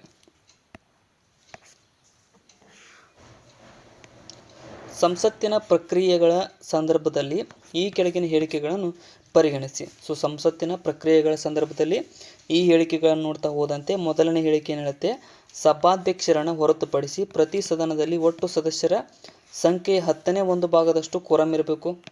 10ನೇ 1 ಭಾಗದಷ್ಟು ಕೋರಂ ಇರಬೇಕು. ಇದು ಸರಿಯಾಗಿದೆ. ಕೋರಂ ಇರಬೇಕಾಗುತ್ತೆ. ಸಭಾಧ್ಯಕ್ಷರನ್ನು ಹೊರತುಪಡಿಸಿ ಒಂದು ಸಭೆ ನಡಿಬೇಕಂದ್ರೆ 1ನೇ 10 ಭಾಗ ಇರಬೇಕಲ್ಲಿ. ಇನ್ನು ಭಾರತೀಯ ಸಂವಿಧಾನದ 8ನೇ ಅನುಸೂಚಿಯಲ್ಲಿ ಉಲ್ಲೇಖಿಸಲಾದ ಭಾಷೆಯಲ್ಲಿ ಮಾತ್ರ ಸದಸ್ಯರು ಸದನವನ್ನು ಉದ್ದೇಶಿಸಿ ಮಾತನಾಡಬಹುದಾಗಿದೆ ಅಂತ ಕೊಟ್ಟಿದ್ದಾರೆ. ಸೊ ಇದು ಕೂಡ ಇದು ತಪ್ಪಾಗುತ್ತೆ ಸ್ನೇಹಿತರೆ. ಇದು ತಪ್ಪಾಗುತ್ತೆ. 2ನೇ ತಪ್ಪು. 1 ಮಾತ್ರ ಇಲ್ಲಿ ಸರಿಯಾಗಿರ್ತಕ್ಕಂಥ ಆಯ್ಕೆ ಆಗುತ್ತೆ. ರಾಷ್ಟ್ರಪತಿಗಳು ಸುಗ್ರೀವಾಜ್ಞೆ ಹೊರಡಿಸುವ ಅಧಿಕಾರಕ್ಕೆ ಸಂಬಂಧಿಸಿದಂತೆ ಈ ಕೆಳಗಿನ ಹೇಳಿಕೆಗಳನ್ನು ಪರಿಗಣಿಸಿ. ರಾಷ್ಟ್ರಪತಿಗಳ ಸುಗ್ರೀವಾಜ್ಞೆಗೆ ಸಂಬಂಧಪಟ್ಟಿರ್ತಕ್ಕಂತೆ ಮೊದಲನೇ ಹೇಳಿಕೆ ಏನು ಹೇಳುತ್ತೆ, ಸೊ ಇದು ಸಂಸತ್ತಿನ ಯಾವುದೇ ಕಾಯ್ದೆಯನ್ನು ರದ್ದುಗೊಳಿಸಬಹುದು ಅಥವಾ ಮಾರ್ಪಾಡು ಕೂಡ ಮಾಡಬಹುದಾಗಿದೆ. ಸೊ ಸರಿಯಾಗಿದೆ. ಸುಗ್ರೀವಾಜ್ಞೆಗೆ ಸಂಬಂಧಪಟ್ಟಿರ್ತಕ್ಕಂತೆ ಇದನ್ನು ಹಿಮ್ಮುಖವಾಗಿ ನೀಡಬಹುದಾಗಿದೆ. ಇದು ಕೂಡ ಸರಿಯಾಗಿದೆ. ಹಿಮ್ಮುಖವಾಗಿ ಕೂಡ ನೀಡಬಹುದು. ಸೊ 1 ಮತ್ತು 2 ಇಲ್ಲಿ ಆನ್ಸರ್ ಆಗುತ್ತೆ. ನೆಕ್ಸ್ಟ್, ಗಮನ ಸೆಳೆಯುವ ಪ್ರಸ್ತಾವ ಸಂದರ್ಭದಲ್ಲಿ ಈ ಕೆಳಗಿನ ಹೇಳಿಕೆಗಳನ್ನು ಪರಿಗಣಿಸಿ. ಗಮನ ಸೆಳೆಯುವ ಪ್ರಸ್ತಾಪ ಸಂದರ್ಭದಲ್ಲಿ ಇಲ್ಲಿನ ಹೇಳಿಕೆಗಳನ್ನು ನೋಡ್ತಾ ಹೋದಂತೆ ಮೊದಲನೇದಾಗಿ, ರಾಷ್ಟ್ರಪತಿಗಳ ಪದಚ್ಯುತಿ ದೋಷಾರೋಪಣೆಯಂತಹ ಬಹಳ ಮುಖ್ಯವಾದ ವಿಷಯವನ್ನು ನಿಭಾಯಿಸಲು ಇದನ್ನು ಪರಿಚಯಿಸಲಾಯಿತು ಅಂತ ಕೊಟ್ಟಿದ್ದಾರೆ. ಇದು ತಪ್ಪು. ಇನ್ನು ಇದು ಭಾರತ ಸಂಸದೀಯ ಕಾರ್ಯವಿಧಾನವಾಗಿದೆ. ಇದು ಸರಿಯಾಗಿದೆ. 2 ಮಾತ್ರ ಸರಿ ಪ್ರಸ್ತಾವನೆಗೆ ಸಂಬಂಧಪಟ್ಟಿರ್ತಕ್ಕಂತೆ. ಲೋಕ ಅದಾಲತ್ಗಳಿಗೆ ಸಂಬಂಧಿಸಿದಂತೆ ಈ ಕೆಳಗಿನ ಹೇಳಿಕೆಗಳನ್ನು ಪರಿಗಣಿಸಿ. ಲೋಕ ಅದಾಲತ್ಗೆ ಸಂಬಂಧಪಟ್ಟಿರ್ತಕ್ಕಂತೆ ಡೈರೆಕ್ಟಾಗಿ ಆನ್ಸರ್ ಹೇಳ್ತಾ ಹೋಗ್ತೇನೆ ನೋಡ್ರಿ. ಸೊ ಒಂದನೇದು ಸರಿಯಾಗಿದೆ, ಎರಡು ಕೂಡ ಸರಿಯಾಗಿದೆ. ಒಂದು ಮತ್ತು ಎರಡು ಇಲ್ಲಿ ಸರಿಯಾಗಿರ್ತಕ್ಕಂಥ ಆಯ್ಕೆಗಳಾಗ್ತವೆ. ಒಂದನೇದು ಏನು ಹೇಳುತ್ತೆ, ಲೋಕ ಅದಾಲತ್ ಸಂಸ್ಥೆಗೆ ಕಾನೂನು ಸೇವಾ ಪ್ರಾಧಿಕಾರಗಳ ಕಾಯ್ದೆ 1987 ಅಡಿಯಲ್ಲಿ ಶಾಸನಬದ್ಧ ಸ್ಥಾನಮಾನವನ್ನು ನೀಡಲಾಗಿದೆ. ಸರಿಯಾಗಿದೆ, ಶಾಸನಬದ್ಧ ಸ್ಥಾನಮಾನವನ್ನು ನೀಡಲಾಗಿದೆ. ಇನ್ನು ಲೋಕ ಅದಾಲತ್ಗಳು ರಾಜ್ಯ ಪೂರ್ವ ಹಂತದಲ್ಲಿ ವಿಷಯಗಳನ್ನು ಇತ್ಯರ್ಥಪಡಿಸುವ ಅಧಿಕಾರವನ್ನು ಕೂಡ ಹೊಂದಿವೆ. ಇದು ಕೂಡ ಸರಿಯಾಗುತ್ತೆ. 1 ಮತ್ತು 2 ಇಲ್ಲಿ ಸರಿಯಾಗ್ತವೆ. ನೆಕ್ಸ್ಟ್,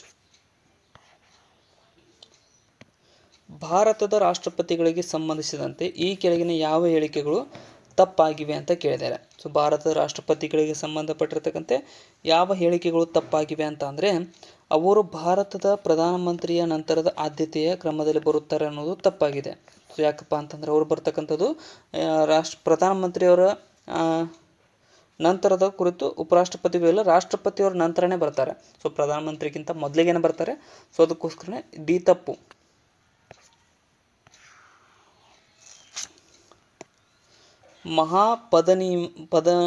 ಮಹಾಪಧಮನಿಯ ಸ್ಟೆನೋಸಿಸ್ ಅಂದರೆ ಎರೋಟಿಕ್ ಸ್ಟೆನೋಸಿಸ್ ಬಗ್ಗೆ ಈ ಕೆಳಗಿನ ಹೇಳಿಕೆಗಳನ್ನು ಪರಿಗಣಿಸಿ. ಸೊ ಇದಕ್ಕೆ ಸಂಬಂಧಪಟ್ಟಿರ್ತಕ್ಕಂಥ ಆನ್ಸರ್ ಏನಪ್ಪ ಅಂದರೆ 1 ಮಾತ್ರ ಸರಿಯಾಗಿದೆ, 2ನೇ ತಪ್ಪು. ಎ ಮಾತ್ರ ಆನ್ಸರ್ ಆಗುತ್ತೆ ಇಲ್ಲಿ.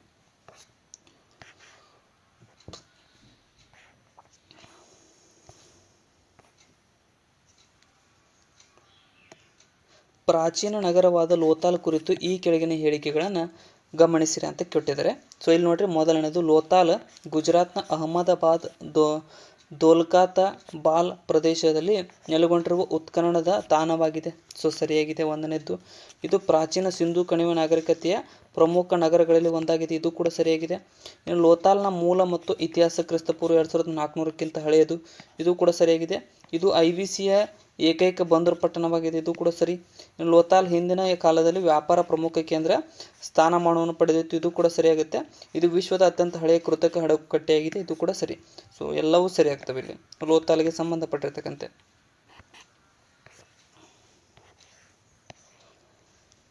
ರಾಮಪ್ಪ ದೇವಸ್ಥಾನ ಕುರಿತು ಕೆಳಗಿನ ಹೇಳಿಕೆಗಳನ್ನು ಪರಿಗಣಿಸಿ.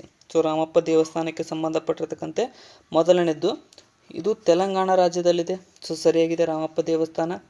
ಇದನ್ನು ವಿಜಯನಗರ ಸಾಮ್ರಾಜ್ಯದ ಆಳ್ವಿಕೆಯಲ್ಲಿ ನಿರ್ಮಿಸಲಾಗಿತ್ತು. ಇದು ತಪ್ಪು. ಸೊ ವಿಜಯನಗರ ಸಾಮ್ರಾಜ್ಯದ ಆಳ್ವಿಕೆಯಲ್ಲಿ ಇಲ್ಲ. ಇನ್ನು ಇದನ್ನು ಯುನೆಸ್ಕೋ ವಿಶ್ವ ಪರಂಪರೆ ತಾಣವಾಗಿ ಗೊತ್ತುಪಡಿಸಲಾಗಿದೆ. ಇದು ಕೂಡ ಸರಿಯಾಗುತ್ತೆ. 2 ಹೇಳಿಕೆಗಳು ಮಾತ್ರ ಸರಿ. ಹೊಂದಿಸಿ ಬರೀರಿ ಅಂತ ಕೇಳಿದ್ದಾರೆ. ಸೊ ಇಲ್ಲಿ ನೋಡಿದ್ರೆ ಕಾಯಂ ಜಮೀನ್ದಾರಿ ಪದ್ಧತಿ ಕಾರ್ನ್ವಾಲಿಸ್ ಜಾರಿಗೆ ತಂದ. ಅದೇ ರೀತಿಯಾಗಿ ಈ ಒಂದು ಸಹಾಯಕ ಸೈನಿಕ ಪದ್ಧತಿ ಇದನ್ನು ಲಾರ್ಡ್ ವೆಲ್ಲೆಸ್ಲಿ. ಸೊ ಅದೇ ರೀತಿಯಾಗಿ ರೈತವಾರಿ ಪದ್ಧತಿ ಯಾರಪ್ಪ ಅಂತಂದರೆ ಥಾಮಸ್ ಮುನ್ರೋ ರೈತವಾರಿ ಪದ್ಧತಿ. ಮಹಲ್ವಾರಿ ಪದ್ಧತಿ ವಿಲಿಯಂ ಬೆಂಟಿಕ್. ಇಲ್ಲಿ ನೋಡ್ರಿ, ಆಪ್ಷನ್ ಬಿ ಸರಿಯಾದಂಥ ಆಯ್ಕೆ ಆಗುತ್ತೆ. ಹಣದ ಪೂರೈಕೆಯು ಸ್ಥಿರವಾಗಿದ್ದು ಹಣಕ್ಕಿರುವ ಬೇಡಿಕೆ ಹೆಚ್ಚಾದಾಗ ಡ್ಯಾಶ್ ಅಂತ ಕೇಳಿದ್ದಾರೆ. ಸೊ ಬೇಡಿಕೆ ಹೆಚ್ಚಾದಾಗ ಏನಾಗುತ್ತೆ ಅಂತ ಅಂದರೆ ಬಡ್ಡಿ ದರ ಏರಿಕೆ ಆಗುತ್ತದೆ. ಬಡ್ಡಿ ದರ ಏರಿಕೆ ಆಗುತ್ತೆ. ಆಪ್ಷನ್ ಎ ಸರಿಯಾಗಿದೆ. ರಾಷ್ಟ್ರೀಯ ಖರ್ಚು ನ್ಯಾಷನಲ್ ಎಕ್ಸ್ಪೆಂಡಿಚರ್ ಈ ಕೆಳಗಿನ ಯಾವುದನ್ನು ಒಳಗೊಂಡಿರುತ್ತದೆ ಅಂತ ಕೇಳಿದರೆ. ಸೊ ಯಾವುದನ್ನು ಒಳಗೊಂಡಿರುತ್ತದೆ ಅಂತಂದರೆ ಹೂಡಿಕೆ ವೆಚ್ಚವನ್ನು ಒಳಗೊಂಡಿರುತ್ತೆ. ಸೊ ಸರ್ಕಾರದ ವೆಚ್ಚವನ್ನು ಕೂಡ ಒಳಗೊಂಡಿರುತ್ತೆ ಮತ್ತು ಬಳಕೆ ವೆಚ್ಚವನ್ನು ಕೂಡ ಒಳಗೊಂಡಿರುತ್ತೆ. 3 ಹೌದು ರಾಷ್ಟ್ರೀಯ ವೆಚ್ಚಕ್ಕೆ ಸಂಬಂಧಪಟ್ಟಿರ್ತಕ್ಕಂತೆ.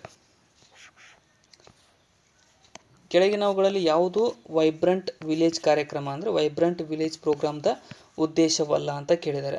ಸೊ ಇದರಲ್ಲಿ ಯಾವುದು ವೈಬ್ರೆಂಟ್ ವಿಲೇಜ್ನ ಉದ್ದೇಶವಲ್ಲ ಅಂತ ಅಂದರೆ ಕರಾವಳಿ ರಾಜ್ಯಗಳ ಗ್ರಾಮಗಳ ಸಮಗ್ರ ಅಭಿವೃದ್ಧಿಯು ವೈಬ್ರೆಂಟ್ ವಿಲೇಜಸ್ನ ಉದ್ದೇಶವಾಗಿರಂಗಿಲ್ಲ. ಇದೇ ಆನ್ಸರ್ ಆಗುತ್ತೆ.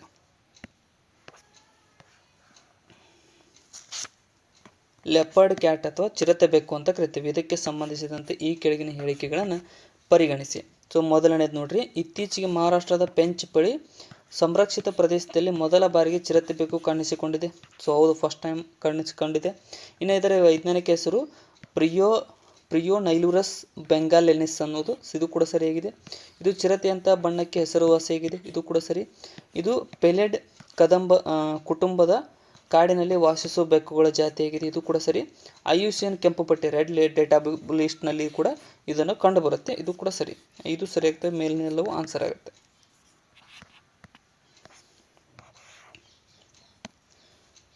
ಮ್ಯಾಮತ್ ಕಾರ್ಬನ್ ಕ್ಯಾಪ್ಚರ್ ಪ್ಲಾಂಟ್ ಅಂತ ಕರೀತೀವಿ. ಮ್ಯಾಮತ್ ಕಾರ್ಬನ್ ಕ್ಯಾಪ್ಚರ್ ಪ್ಲಾಂಟ್ ಕುರಿತು ಈ ಕೆಳಗಿನ ಹೇಳಿಕೆಗಳನ್ನು ಪರಿಗಣಿಸಿ ಅಂತ ಕೇಳಿದ್ದಾರೆ. ಸೊ ಇಲ್ಲಿ ನೋಡೋದಾದರೆ ಇದು ಇತ್ತೀಚೆಗೆ ಹಿಮಾಲಯದಲ್ಲಿ ಪತ್ತೆ ಹಚ್ಚಲಾಗಿದೆ. ಇದು ತಪ್ಪು, ಒಂದನೇದ್ದು.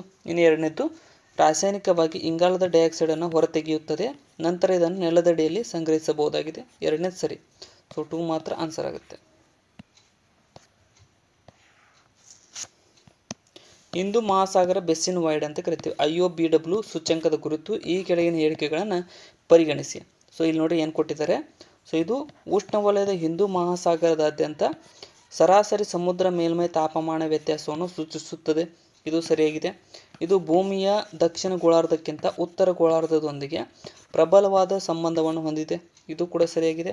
ಇನ್ನು ಇದು ಮೂರನೇ ತಪ್ಪಾಗುತ್ತೆ. ಸೊ 1 ಮತ್ತು 2 ಆನ್ಸರ್ ಆಗ್ತವೆ ಇಲ್ಲಿ. ನೆಕ್ಸ್ಟ್, ವನ್ಯಜೀವಿ ಅಪರಾಧ ನಿಯಂತ್ರಣ ಬ್ಯೂರೋ ಅಂತ ಕರಿತೀವಿ. WCCB ಸಂಬಂಧಿಸಿದಂತೆ ಕೆಳಗಿನ ಹೇಳಿಕೆಗಳನ್ನು ಪರಿಗಣಿಸಿ. ಸೊ ಇದಕ್ಕೆ ಸಂಬಂಧಪಟ್ಟಿರ್ತಕ್ಕಂತೆ ಮೊದಲನೇ ಹೇಳಿಕೆ ಏನು ಹೇಳುತ್ತೆ. ಸೊ ಇದು ದೇಶದಲ್ಲಿ ಸಂಘಟಿತ ವನ್ಯಜೀವಿ ಅಪರಾಧವನ್ನು ಎದುರಿಸಲು ಸ್ಥಾಪಿಸಲಾದ ಶಾಸನಬದ್ಧ ಸಂಸ್ಥೆಯಾಗಿದೆ. ಸರಿಯಾಗುತ್ತೆ. ಇದು ಕೇಂದ್ರ ಪರಿಸರ, ಅರಣ್ಯ ಮತ್ತು ಹವಾಮಾನ ಬದಲಾವಣೆ ಸಚಿವಾಲಯದ ಅಡಿಯಲ್ಲಿ ಕಾರ್ಯವನ್ನು ನಿರ್ವಹಿಸುತ್ತದೆ. ಇದು ಕೂಡ ಸರಿಯಾಗುತ್ತೆ. ಎರಡೂ ಸರಿಯಾಗ್ತವೆ. ಸೊ ಇಲ್ಲಿಗೆ ಈ ಒಂದು ಕ್ವಶನ್ ಪೇಪರ್ ಡಿಸ್ಕಷನ್ ಮುಕ್ತಾಯಗೊಂಡಿದೆ. ಸೊ ಕೊನೆವರೆಗೂ ನೋಡಿದ್ದಕ್ಕೆ ಎಲ್ಲರಿಗೂ ಧನ್ಯವಾದಗಳು. ವಿಡಿಯೋನ ಆದಷ್ಟು ನಿಮ್ಮ ಫ್ರೆಂಡ್ಸ್ಗೆ ಶೇರ್ ಮಾಡಿ, ಸಬ್ಸ್ಕ್ರೈಬ್ ಮಾಡಿಕೊಡ್ರಿ, ಮತ್ತು ಡಿಸ್ಕ್ರಿಪ್ಷನ್ ಇರ್ತಕ್ಕಂಥ ನಮ್ಮ ಚಾನಲ್ ಲಿಂಕನ್ನು ಕೂಡ ಫಾಲೋ ಮಾಡಿಕೊಡ್ರಿ. Thank you so much.